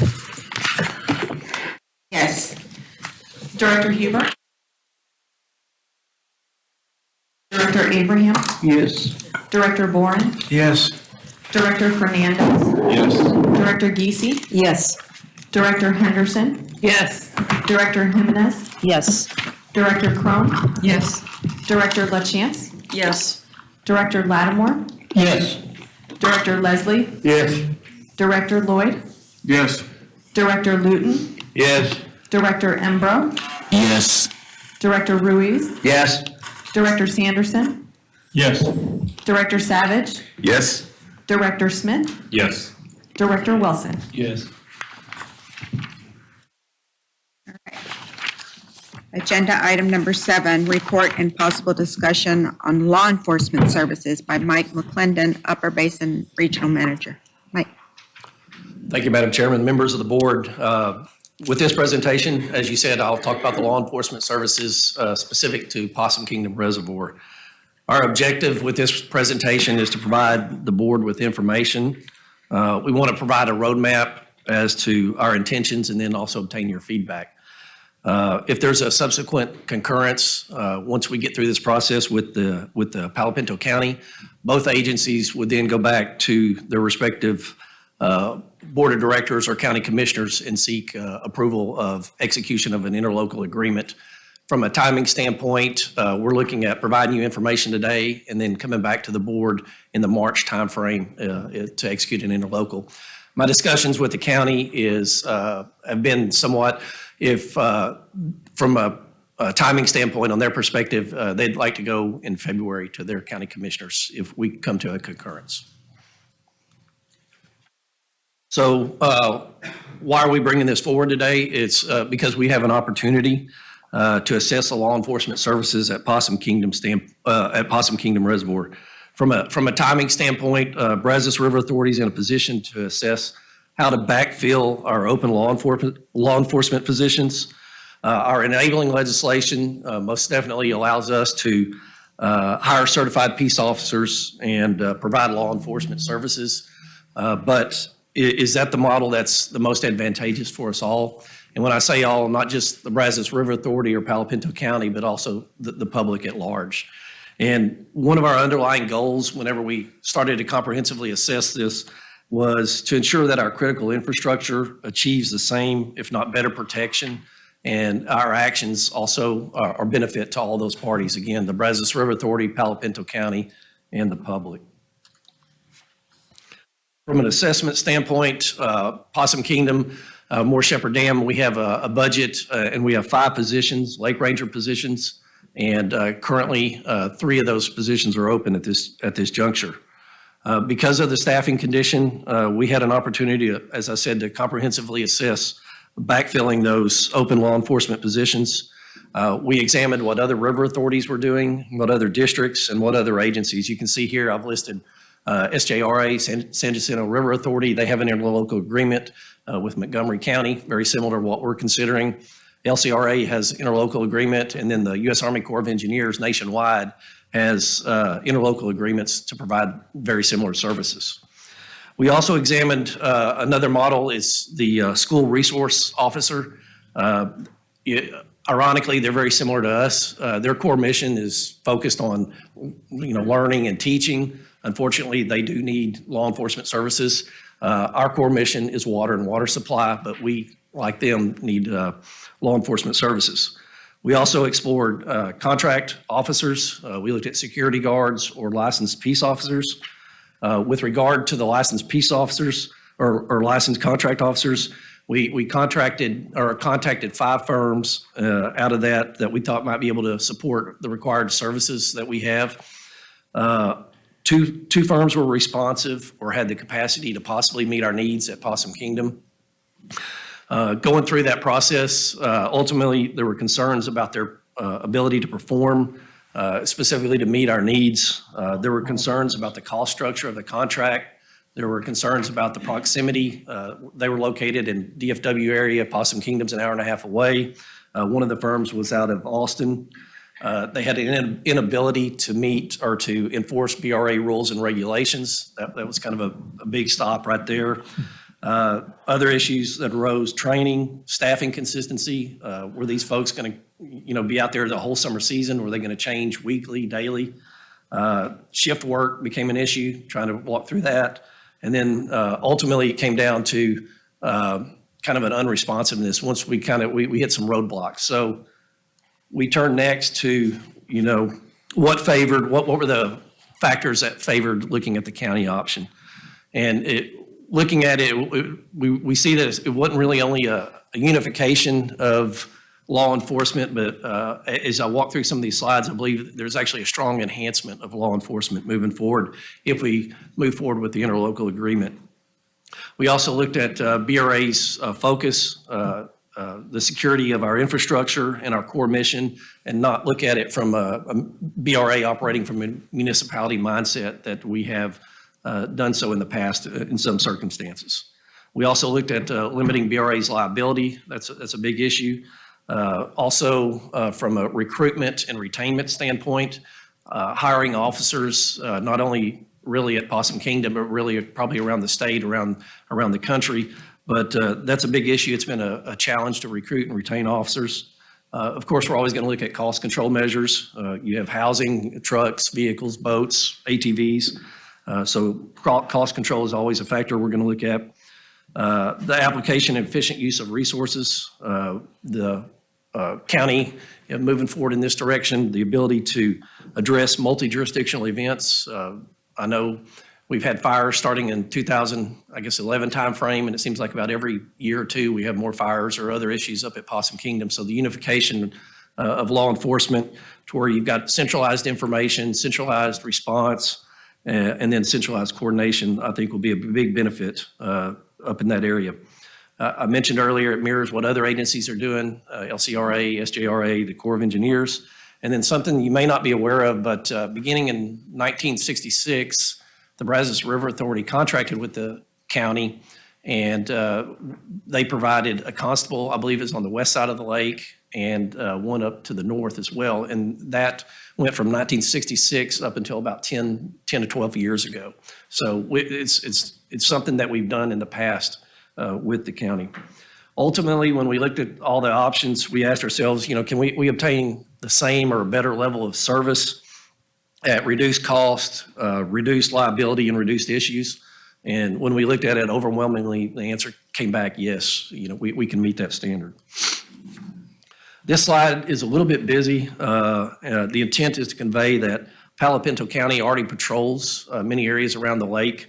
Off to the west, over in this area over here, a small portion of the lake is located in Stevens County, and then up to the north, a small portion of the lake is also located in Young County, but predominantly the reservoir is located in Palo Pinto County. Also, this map, I wanted to show you like the areas in black boxes, you probably can't read that, but those are depicting our public use areas. The areas in brown are the BRA retained lands. This is after the divestiture. These are lands that BRA still owns in the area. The areas in green, right here, these are our trail system, airport up here, and then the areas in red, that's our restricted area, which is located around by the dam. We've been meeting with the county. We're collaborating on the development of an interlocal agreement at this time to define the responsibilities of both parties, not only what the county will provide, but also what the BRA will provide. So keep in mind right now, this is still in draft form, but from a broad perspective, some of the parameters, I'll go through a little bit of the parameters of the interlocal. The sheriff's office will provide full-time deputies, and they'll respond to these areas that I just referenced here. They'll respond not only to our public use areas, but our trails, and they'll also patrol our restricted areas and such. The county will determine the number of officers to respond adequately, and then the officers' schedules. They'll coordinate all that. These will be full-time deputies. Will most definitely be out there during our summer season, which is generally April through August. And then we're looking for additional officer support during major holidays, Memorial Day, July 4th, and Labor Day. And one of the big keys is in our discussions with the sheriff and the county judge is that the county will be able to enforce BRA rules and regulations. I began stating at the beginning of the presentation that protection and safeguarding of our critical infrastructure was paramount. A key component of the draft interlocal or the final interlocal will be for the county to patrol BRA infrastructure. On the previous slide, I showed y'all it was illustrative of our parks, our public use areas, the trails, the restricted area, et cetera. This is really just that information in a bullet form as opposed to it was shown graphically before. But this just, these specific roles will be outlined within the interlocal agreement. Also mentioned that this draft interlocal should be mutually beneficial for not only the county and the Brazos River Authority, but also to the public at large. Many of the benefits listed here either directly or indirectly benefit the public. I've touched on some of these somewhat, but one that I really believe assists the public is for the ability of the deputies to respond to other areas as needed and if they're needed. Our Lake Rangers' focus was on BRA lands and infrastructure in the water. Moving forward in this direction, execution of an interlocal agreement with the county will eliminate jurisdictional decisions as whether or not to respond. And that's something that talking with some of our Lake Rangers and also talking with the county sheriff, there's instances where we've kind of tried to limit our ability of the Lake Rangers to respond. Is that a county issue or is it a BRA issue? And you know, at certain times that gets a very hard gray area to overcome, and this will eliminate that kind of gray area, whether or not they should or should not respond. They are, as y'all fully aware, they're licensed peace officer. There are certain situations where they have to respond, but this will eliminate some of those gray areas. So from a BRA benefit standpoint, when you examine the BRA benefits, some are unique to PK really just because of its proximity, and then our past functions and operations in the immediate area. Having one primary law enforcement agency in the area with the ability to provide the same level of service when needed while reducing BRA's liability is a great benefit that we will obtain. From a transition standpoint, with regard to the officers, we can obtain a comparable level of service if we transition as we contemplate. We do, as I said earlier, we have 2 existing BRA Lake Rangers, and the intent is to provide them an option. And there's 2 options that we're looking at. One of them would be to apply with the county, and they would transition over to the county, basically change uniforms. The county sheriff, Brett McGuire, county judge, know these individuals. They've worked with them in the past. Basically, it'd be just an application process, and they could move forward and begin working with the county. Another option that's available is for them to move into a different capacity with the Brazos River Authority, and that would be the title for those 2 positions are Reservoir Programs Coordinators. And briefly, kind of their job would be to focus on public outreach and education. There's still a lot of communication with our lakes and reservoirs that's required. They would be really an advocate for the Brazos River Authority. They would focus on water safety education, outreach, visitor assistance. They would monitor BRA lands and public use areas. If they're driving around and they notice something, they can coordinate with the county. If there's something that needs to be repaired, a sign, or something that they see that maybe takes a little bit more time, they can coordinate with our maintenance department. They would also coordinate, and you don't realize this, but this actually takes a significant amount of time, but the coordination of special events. You've got the Red Bull tournament, Red Bull diving competition. You got fishing tournaments, 4th of July. There's a triathlon. There's a poker run. So there's a lot of special events that go on up at Possum Kingdom that take a lot of staff time. These folks would help manage that. They would also work closely with our Environmental Services Department. We're 2.5 hours away, 3 hours away. There's a lot of things that go on up at Possum Kingdom from a sampling standpoint that they can help and assist and provide information or stuff for Tiffany's group. They would also ensure compliance with our federal, state, local laws and regulations. And then another issue that comes up that I think will be very beneficial would be to help on holiday and heavy weekends. Our gatekeepers, they would be able to coordinate with those folks, and trash issues come up, the number of folks in the parks come up. They'll be able to help manage that during those holiday and weekend activities. From the opening slide, I mentioned, bringing this forward in the March timeframe for execution. If we can come to a concurrence, this deal has to be coordinated with the county, But if there is a concurrence, we'd like it to be effective in what we call our summer season, which is basically in April, to kind of help facilitate that effort, and also in exchange for the county's additional services. And those additional services are, the patrolling regularly of our parks, our restricted area, and those areas that I identified. We would offer payment to the county of equal to 2 fully burdened peace officers. And then we would also transfer 2 assets, or actually 3 assets, 2 patrol vehicles, and then 1 boat. The trucks are 2019 Dodge Crew Cab pickups. Both of them are 2019. They have 32,000 and 36,000 miles respectively. Both of them are outfitted for law enforcement purposes. The boat is a 2013 Nautistar, but it has a 2020 300 horsepower motor on the back of it that only has 119 hours. When you kind of look at these assets, this would be estimate probably $150,000, $175,000, $180,000 that we would be transferring over to the county to make sure that they could implement. The county does have a boat, an existing boat right now, but they would need another one to adequately respond and patrol the lake. The county also has 4 or 5 individuals that are already boater operator certified, and so that wouldn't be anything that they're not used to operating. And I realize that's a lot of information. Went over it quickly. It's kind of gives you the house. Yes, ma'am. Mike, I have a question. So we're talking 5 total positions, 2 are currently open. No, 3. We have 3 open All right, positions. 3 are open. You have 2 staff.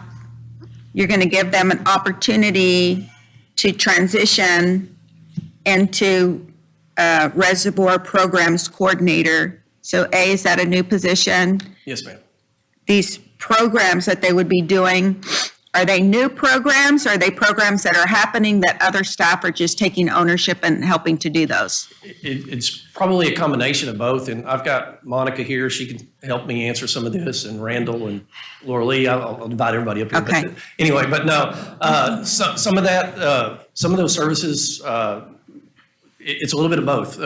Some people have to pull away from something else that they're doing, one of their job duties, and address some of these actions like the coordinating of the special events or the public outreach. Our officers in the past did a lot of this work, and so some of it is transferring some of that. They'll be still doing some of that same work, but not in a law enforcement capacity, which is huge, I guess, from a liability standpoint of not having them continue in a law enforcement capacity.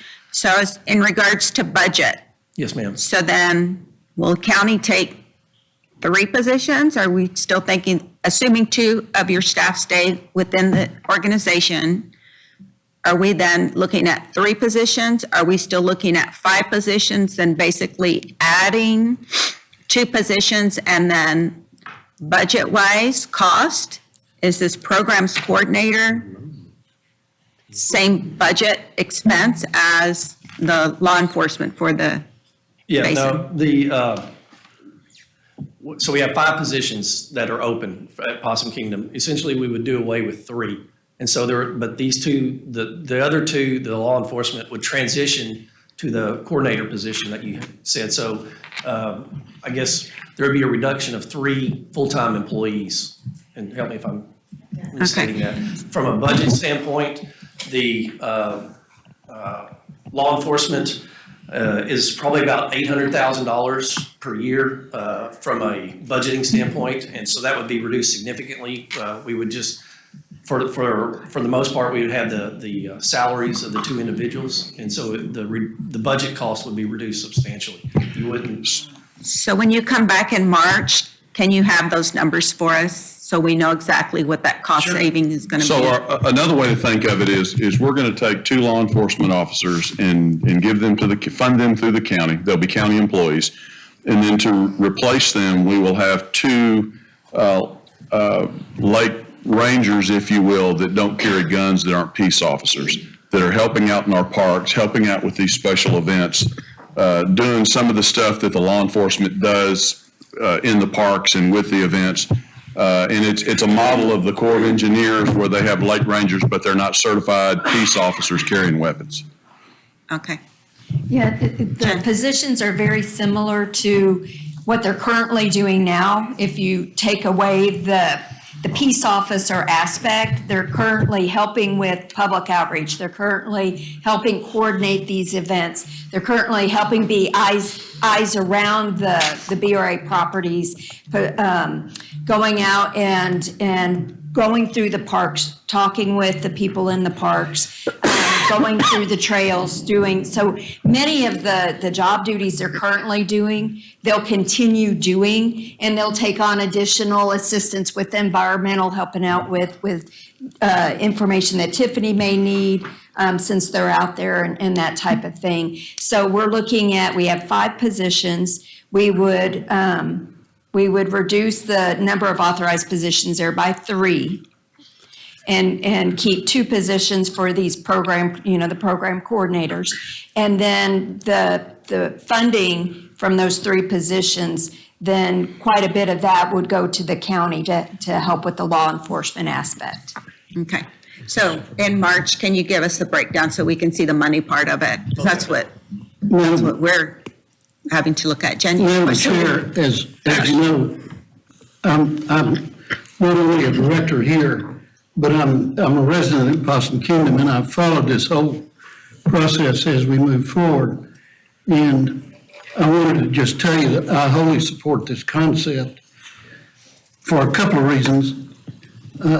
One of them is during most of the emergencies, and I've been up there a long time, but during most of the emergencies, there's been a very difficult situation, and I won't take a thing in the world away from our peace officers.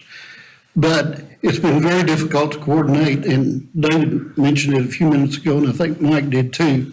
It's been very difficult to coordinate between the sheriff's office and our patrol officers. And there were severe gaps, and nobody knew exactly what to do when. So from that standpoint, I think it's a great decision to move it all over into one authority. But the other thing is, frankly, for years, significant discontent in that we all pay taxes in Palo Pinto County, and we don't feel like we're getting the service from the sheriff's department that we should. So from that standpoint, I think all the locals up there are highly supportive of this concept, because now we'll be getting the sheriff's department service that we would expect and demand. So just for everybody's edification, I'm a citizen, but I'm also a board member, and I'm 100% supportive of the concept. Thank you. Director Henderson. So Mike, have we approached the county about this? Is this going to come as a surprise? Or tell me about some of the conversations you've had with them. Yeah, we've sat down with the county. We provided we kind of introduced it with the county judge and the county sheriff. The county attorney is aware of it as well. And then we provided a initial draft to the county a month or 2 ago, about a month ago or so. They've redlined it. We have a meeting scheduled, I think it's this week, later on this week, to go over that draft again with the county. So there's nothing new. In fact, Randall was up at they have Commissioners Court meeting. He was up there last week and, stopped by and say hello. Was there any issues? The issues that have been brought up are de minimis, and I don't think there's anything that's going to prohibit us moving forward. So it's something that I'm guessing, something that they would like to see move forward. Most definitely. Okay, thank you. Question. Director Boren. First of all, I really appreciate David and Mike looking at this. This is a creative way. But we also know at the same time, and I'm sure you know, that sheriff's offices, DPS, school districts, and municipalities, they're all recruiting and shorthanded for staff. And what you have outlined is great, but that's a lot of training and a lot of manpower also. And I don't know if this budget really reflects what it could really cost or save, because we don't know till you test it, I guess. And and I sure don't want the county taking sheriff's officers out of our beat when they have a hot spot somewhere else, because ours is consistent, even though it may be slow, it can pop on a moment's notice. And so, like I said, do you have a compilation of events or things that have happened on the lake that you're trying to gauge? DWIs or, invasion of certain property or, whatever. If you have a compilation list of something like that, we can look at. And then I'm not looking, I think we're all very conservative in our fiscal approach, but I'm not looking to cut staff or be part of an efficient tool of a county government who may use us as a way to get money and recruit. And at the same time, we're not fully, that's hard to monitor, really. And I know you're out there a lot and you monitor, and there's residents that call in. But this seems to be something that really is going to take a lot of thought. And I don't see cutting staff. I mean, we're going to need staff, if anything, as the population grows and demand grows for, having fun around lakes and all the stuff. It can really be a monster to try to deal with. And you're looking for solutions, and I like your approach. But I just, I guess I'm a little concerned over the returning everything to them without having compliance monitoring going on to be sure that we're not getting, that we have the officers we need if we need to add more, and we're not going to be the excuse for a county to use our people when they need staff or cut back or whatever. It's something hard. I know it's a juggling act, but I think it's a great way to go, but I think it has to be really thought out and carefully administered and complied with a contractor that's using something like this.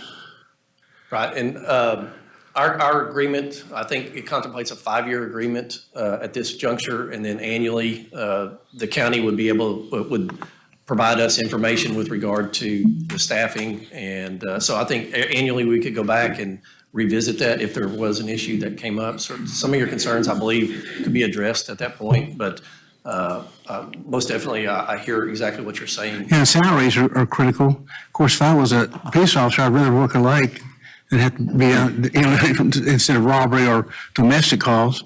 But we have a function to do, and they do too, obviously. But I want to be sure we don't cut or do anything that would take away from protection of our asset and the residents that are there that we're supposed to take care of, whatever that large net means.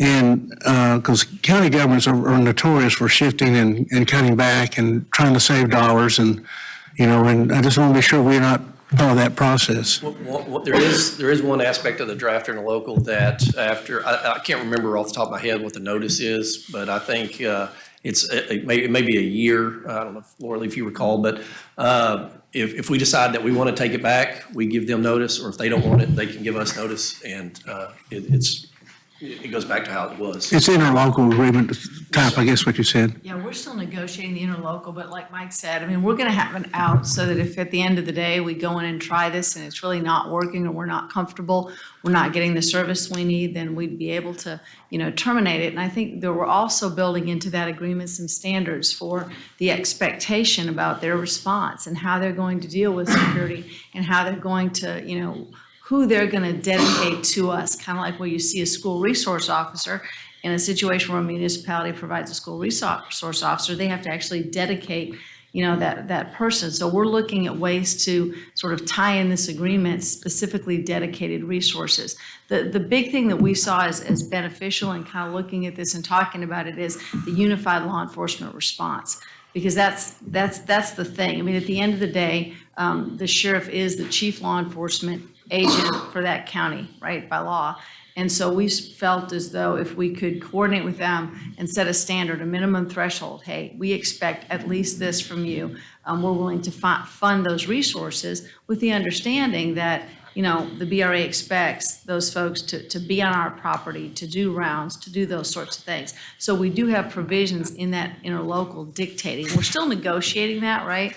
But establishing standards for how often that they will be responsive. But Mike's exactly correct. In the event that we tried it and didn't like it, we could back out of it. But the big focus was this sort of unified law enforcement presence. And the other thing is by creating these sort of resource positions, these ranger positions, that's consistent with how the Corps of Engineers does it. And what happens there is by having those specific folks out there in the parks, in the lakes, on the trails, monitoring on a day-to-day basis, kind of what's going on, they'll be communicating with law enforcement. So you'll still have the county presence of law enforcement to where it's not just BRA deputies, but if there was ever a crisis or ever some significant event in the park, then we would expect the full resources of the county to come and help us out. Sure. So it's almost like expanding resources a little bit if you can get the county to do it. But your point is well taken. We need to ensure that there's responsibilities built into that agreement. Yes, sir. You know, the compliance and the training is going to be critical, because this will be a model for your other lakes also, if you decide to go a certain path down that way. But I mean, I want you to know, I think you're great looking at it. I think it's smart business tactics and strategy. But I tell you, in the world of Texas today, with law enforcement and the competition and robbing Peter to pay Paul kind of stuff, I want to be sure we don't get caught on that by county government trying to cut, and we're taking care of everything we need to, and not going to be another revenue source for them that they, I mean, it should be pretty much cost plus or something, but, you know, I mean, you guys are the experts of that stuff, but I do know law enforcement quite a bit, and it's just critical that we don't let our guard down, and we're making sure they're complying. Thank you. Thank you, Director Bourne. Okay, Director Sanderson has a question, and then up here, Director Taylor, so. I kind of reflect a little bit of what Director Bourne is saying. Want to kind of come back a little bit to the realities of how things work in Texas, okay? And we're dealing with the county. He says a bunch of little fiefdoms, right? And one of which is the sheriff, who's an elected official. Right. And sheriffs come and go. And the sheriffs are answerable to the voters, of which we've got about one in this room. But we're paying for 2 deputies. And so if this guy, the sheriff, is short deputies all over the county, and people will be shocked how many people are actually patrolling in a county as opposed to working in the jail, okay? In Fort Bend County, it's mind-boggling, frankly. So now we're going to be funding a couple of guys for the sheriff. Well, he's still short-staffed 2 years from now, but he's getting paid for them, you know? And oh, by the way, when there's a dispatch, they're going to conveniently forget that they're supposed to be covering your lake, and they're going to be over there 2 precincts away handling something that the voters care about, okay? So you got to think about those things. I can promise you, having lived in Fort Bend County and you've seen them. Yeah. Many of these agreements between various entities and the sheriff or a constable, it's amazing how often those guys aren't around when you need them, or they're a couple of precincts away, or they aren't here. They're there. They don't have one. Okay. Even, Go ahead. not to interrupt you, but even just a point, even with our resources, when we have our lake rangers, we still may be an hour away from areas too. But I understand your point. I've seen this in Technicolor in my own county. Okay. We're asking someone perhaps, and I'm not 100% sure, for the guys who have a choice to go potentially from one retirement system to another. So what's going to be the impact on that person's retirement system? It's the same retirement. It is. Okay, good. Good. All right, so we're good there, okay? You're going to be releasing someone to the tender mercies of the sheriff, okay? And 2 weeks from now, if you don't like the guy, he's going to be working in the jail, you know, or something like that. You got to think about that. Unfortunately, I have to put my glasses on because I can't see. We're talking about prioritizing, okay? You're saying, well, this guy's going to dedicate 2 people to us. They may or may not have, because they may have the same recruiting problems we have. So we're paying for the 2 guys, you know, that are being prioritized at us that you don't have. That's bothersome to me. And have we seen that? Yeah. Oh, boy. You get robbed by those guys. Anyway, so then we got to bothers me a little bit about, they got a boat for the sheriff. We got a boat. Who's going to be housing that boat? Who's going to be maintaining that boat? How much is that boat really used? I've got a boat that's had a new motor on it since 2020. It's got 190 hours on it. 119. Oh, it's even worse. So 50 hours a year since for the last 2 years we've used that boat. Unless they're rowing it. I'm sorry? Unless they're rowing it, we've used it about 50 hours a year in that motor per year in the last 2 years, right? Yeah, that's not that's a very small use of that motor. Okay. But I mean, how does the boat move when it's not being run? I guess Are they rowing it or what? You know? Okay. Anyway. Yeah, okay. It'll just be All all right, that's fine. Yes, we are. Right now, right here is talking about a 2-to-2 situation. We got a deal for 5. I understand how many officers it takes to make one officer 24/7, okay? But I want to really feel good about if I have a couple of guys that I'm moving into other jobs, they're paying a bunch of money to the sheriff. The math's not working for me right now, so we need to see a little bit more on the mathematics on that, okay? Officers dedicated to the lake, period.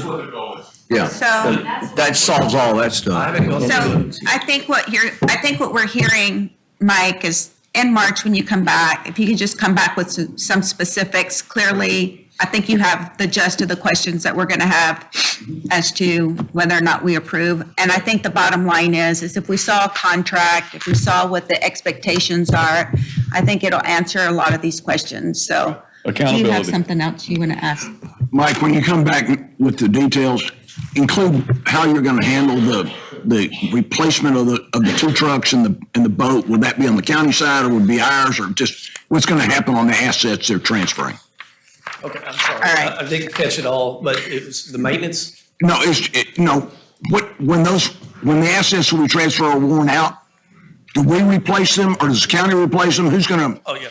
Those costs, I'd Yeah, like to know. The county will replace it. They'll do the O&M. They'll be responsible for the maintenance and everything. But, Okay, yeah, I'll have more information. perfect. Thank you. Thank y'all. Contract versus the county government, does it make any difference really?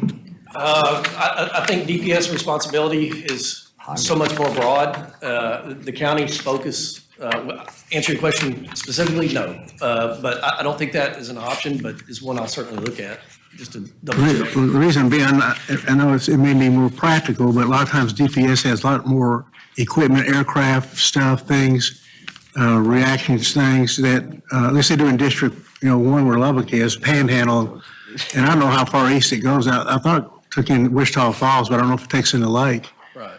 But it's, and they're not playing a political game as much as a county government would. Okay. Yeah, I'll look at that for sure. Okay. All right, right along. We will go to agenda item number 11.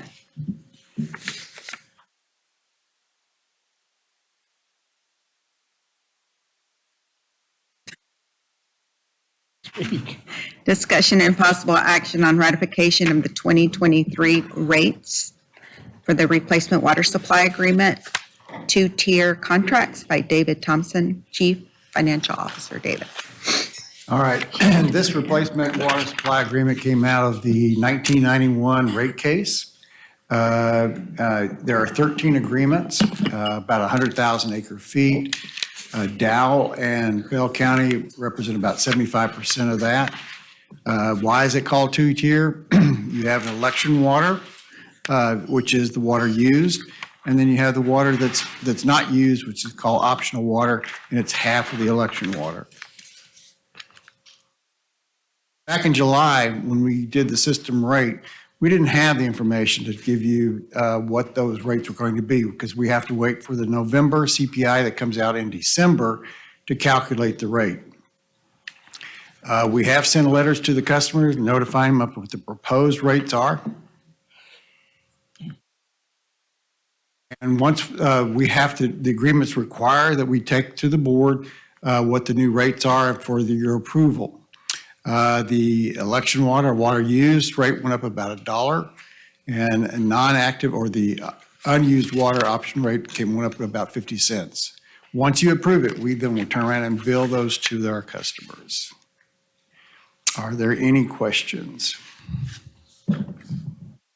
Seeing no questions, I understand there's a resolution. Please read the resolution. Be it resolved that the Board of Directors of the Brazos River Authority hereby ratifies the 2023 rates of $29.93 per acre foot for election use water and $14.96 per acre foot for option use water as adjusted in accordance with the formula stated in the existing replacement water supply agreements. You've heard the reading of the resolution. I see a motion by Director Henderson, and a second by Director Cron. Please poll the board. Mr. Flores? Yes. Director Huber? Yes. Director Taylor? Yes. Director Abraham? Yes. Director Boren? Yes. Director Fernandez? Yes. Director Geese? Yes. Director Henderson? Yes. Director Jimenez? Yes. Director Crone? Yes. Director LaChance? Yes. Director Lattimore? Yes. Director Leslie? Yes. Director Lloyd? Yes. Director Luton? Yes. Director Embro? Yes. Director Ruiz? Yes. Director Sanderson? Director Savage? Yes. Director Smith? Yes. Director Wilson? Yes. Item number 12.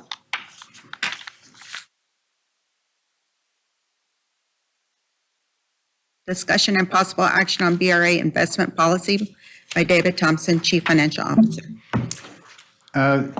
This is required by Public Funds Investment Act to bring to the board every year, whether there's changes or not. There were no new legislation requirements to change against our policy. But with working with our staff, working with Valley View Consulting, we decided that there should be some changes made. There's some minor changes.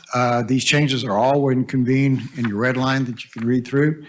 But then we took a look at the GTOT, which is Government Treasury Organization of Texas, and we compared our policies with some of their checklists to make sure that we're more in compliance with theirs. One of the things we did make some changes was competitive environment, which is best practice. And we do that best practice now. It's just not in the policy, such as your CDs. As we go out and we bid our CDs out, we get the best rates and we get the best time frames that fit into our cash flows.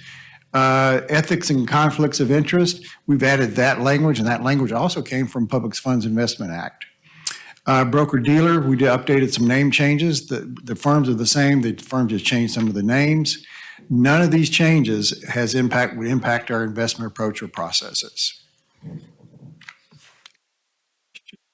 questions?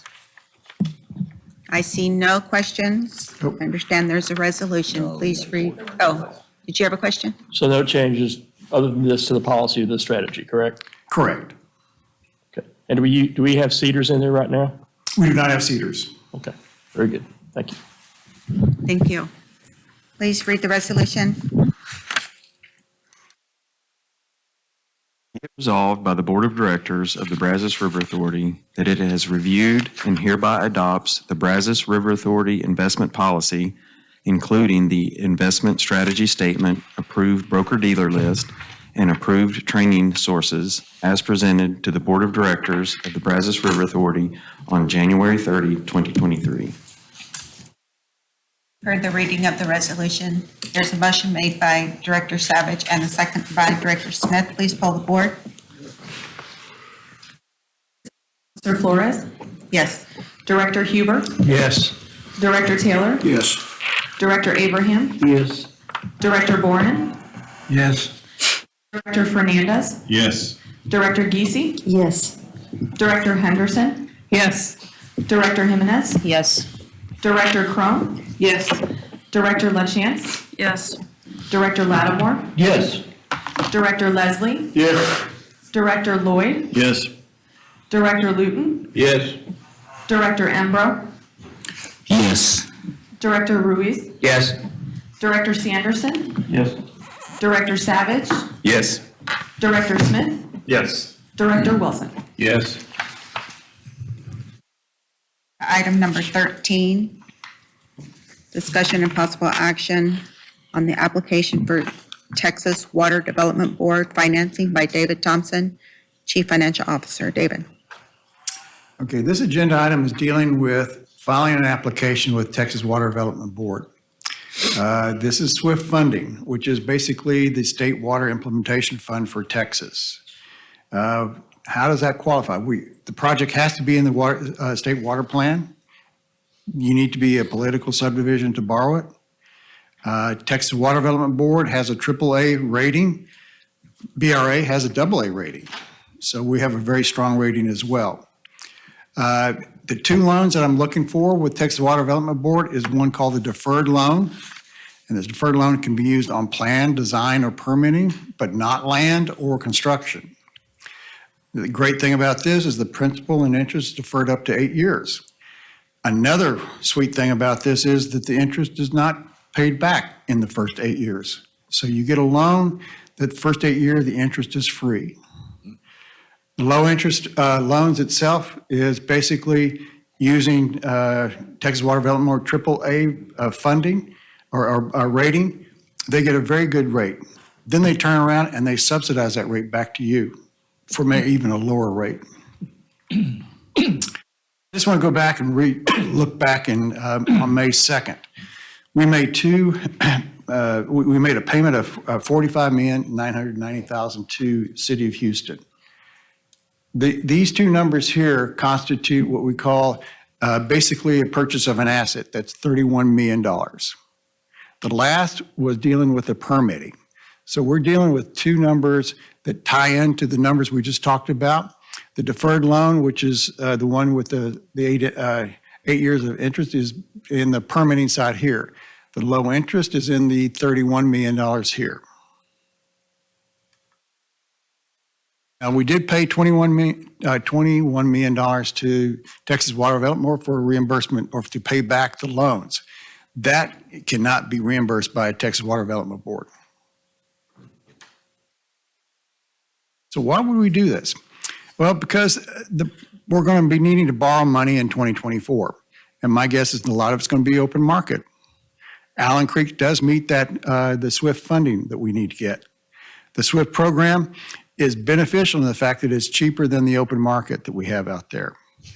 Now, if the Texas Water Development Board does select and does approve our application, we will still then come back to the board, probably my guess is about in July timeframe, to get funding on how to get the acceptance for the funding. Once everything is accepted, we get funded. Since this is a reimbursement, this is not a new loan going forward for new projects, this goes back into our general funds and can be used on any project we want to. This just takes a look. We structured the open market to kind of mirror what the deferred loan and low interest would look like. And conservatively, I'm just saying conservatively, is at least $10 million savings to our rate holders and BRA. Any loan, there's sources and uses of funds. And in this case, we're talking about that we're going to have about $300,000 in cost of issuance. Again, Texas Water Development Board does require that you have basically a debt service reserve fund. It calculates to approximately 7% of the par value. So we're talking about 49.5. So we talked a little bit about this. In this board meeting, I'm looking to ask the board to approve me to move forward with the application. Then, once we get approved by Texas Water Development Board, we'll come back into the July board meeting and we'll be doing the selling of the bonds and the funding. And at that point, you approve that second step. In September, we have to commit to the funds. Typically, late October, we close on the Texas Water Development will do the bond closing. The issue here, and I'll talk about it in the next slide, is November 2nd is a very critical date. And we may, I'm not saying avoid short-term financing. I'm saying we'll probably be borrowing some money short term. We expect to get the funds in December. So why would I talk about short-term borrowing? Well, under the federal tax laws, you have 18 months to reimburse or get the tax-free money. We made on May 2nd the payment of the $46 million. November 2nd is that critical date. So if that date goes beyond that, we no longer can get the tax-free bonds. SWIFT funding is tax-exempt bonds. So my thought process here is we need to do the short-term borrowers insurance to make sure that we don't miss out on this opportunity. Now, how much is this going to cost? These are pure estimates. $250,000 probably for the cost of issuance. And then it's probably about 200,000 per month for the loan itself, for a short-term loan. So I'm recommending that we do this. This is a sweet deal. We save $10 million to the shareholders. $5 million of it is interest-free. We do have a cost outside of the borrowing from Texas Water Development Board of $850,000, but still, the savings significant. We plug these numbers into our long-term rates. It doesn't have any impact to the system rate holders. But I am recommending, instead of the 49.5 we're talking about, add another $500,000 contingency for possible rate increases. So this resolution is only to get us started on the application. Then we come back in July and we talk more about how we're going to do the funding and whatnot. This is a rare opportunity. I think Texas Water Development Board, we've been working with the Region H group, and they feel like they can do this deal. Any questions? Questions for David? Yes, sir.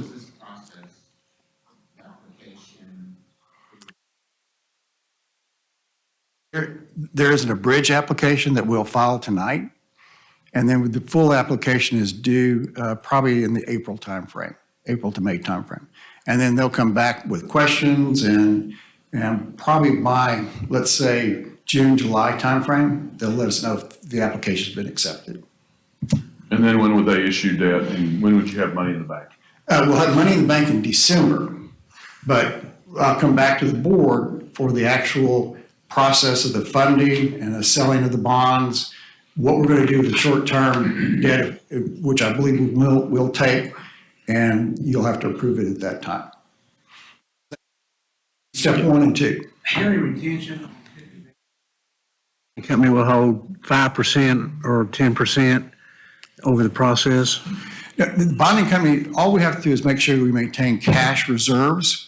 So it's money that we just have to make sure we earmark restricted cash of 7%. You're talking about the debt service fund? Yes, sir. And that debt service fund, we can turn around and invest it. And the CD markets right now are 4 and 5%. Yeah, that's fine. So it's not, we just can't use that cash. We just have to hold it for the duration of the bonds. Okay. Yes, sir. How much? How much for the reimbursement? How much, 50 million, 20 million? I can't remember the number. I'm asking in the resolution for 50 million. What we'll have to get from reimbursement is 49.5 at this time. But there is, interest rates are fluctuating. The Fed's going to raise rates again here in February and March. And it's a funny thing that sometimes when interest rates are raised by the Fed, the long-term rates go down. Right. Yeah, just as it meets the mind, at first glance, it looks like a pretty good deal. I just want to make sure my computer's working right here. Yeah. Okay, all right, all right. It is a sweet deal. Yeah. And if we can get them to accept it, which I feel very comfortably can, this adds a lot of funds to us to help pay for these $300 and $400 million of projects we have coming up in the next few years here. Very good, David. Thank you. I don't see Perfect. any other questions. Please read the resolution.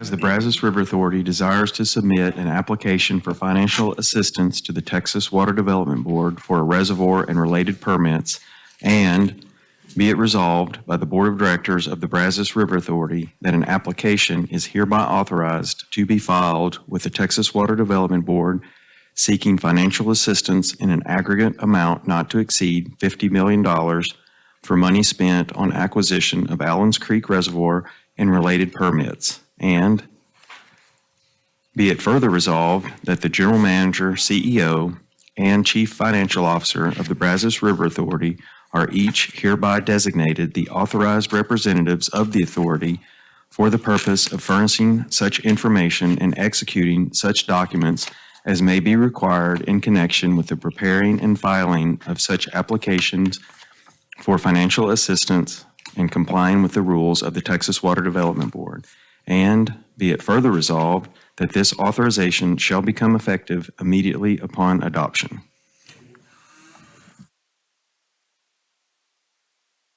The reading of the resolution, a motion was made by Director Wilson, a second by Director Leslie. Please poll the board. Yes. Director Huber, Yes. Director Taylor, Director Abraham, Yes. Director Boren, Yes. Director Fernandez, Yes. Director Geesey, Yes. Director Henderson, Yes. Director Jimenez, Yes. Director Crone, Yes. Director LaChance, Yes. Director Lattimore, Yes. Director Lloyd, Yes. Director Luton, Yes. Director Embro, Yes. Director Ruiz, Yes. Director Sanderson, Yes. Director Savage, Yes. Director Smith, Yes. Director Wilson. Yes. Agenda 14, is there a motion to adjourn? Director Henderson and Director Smith.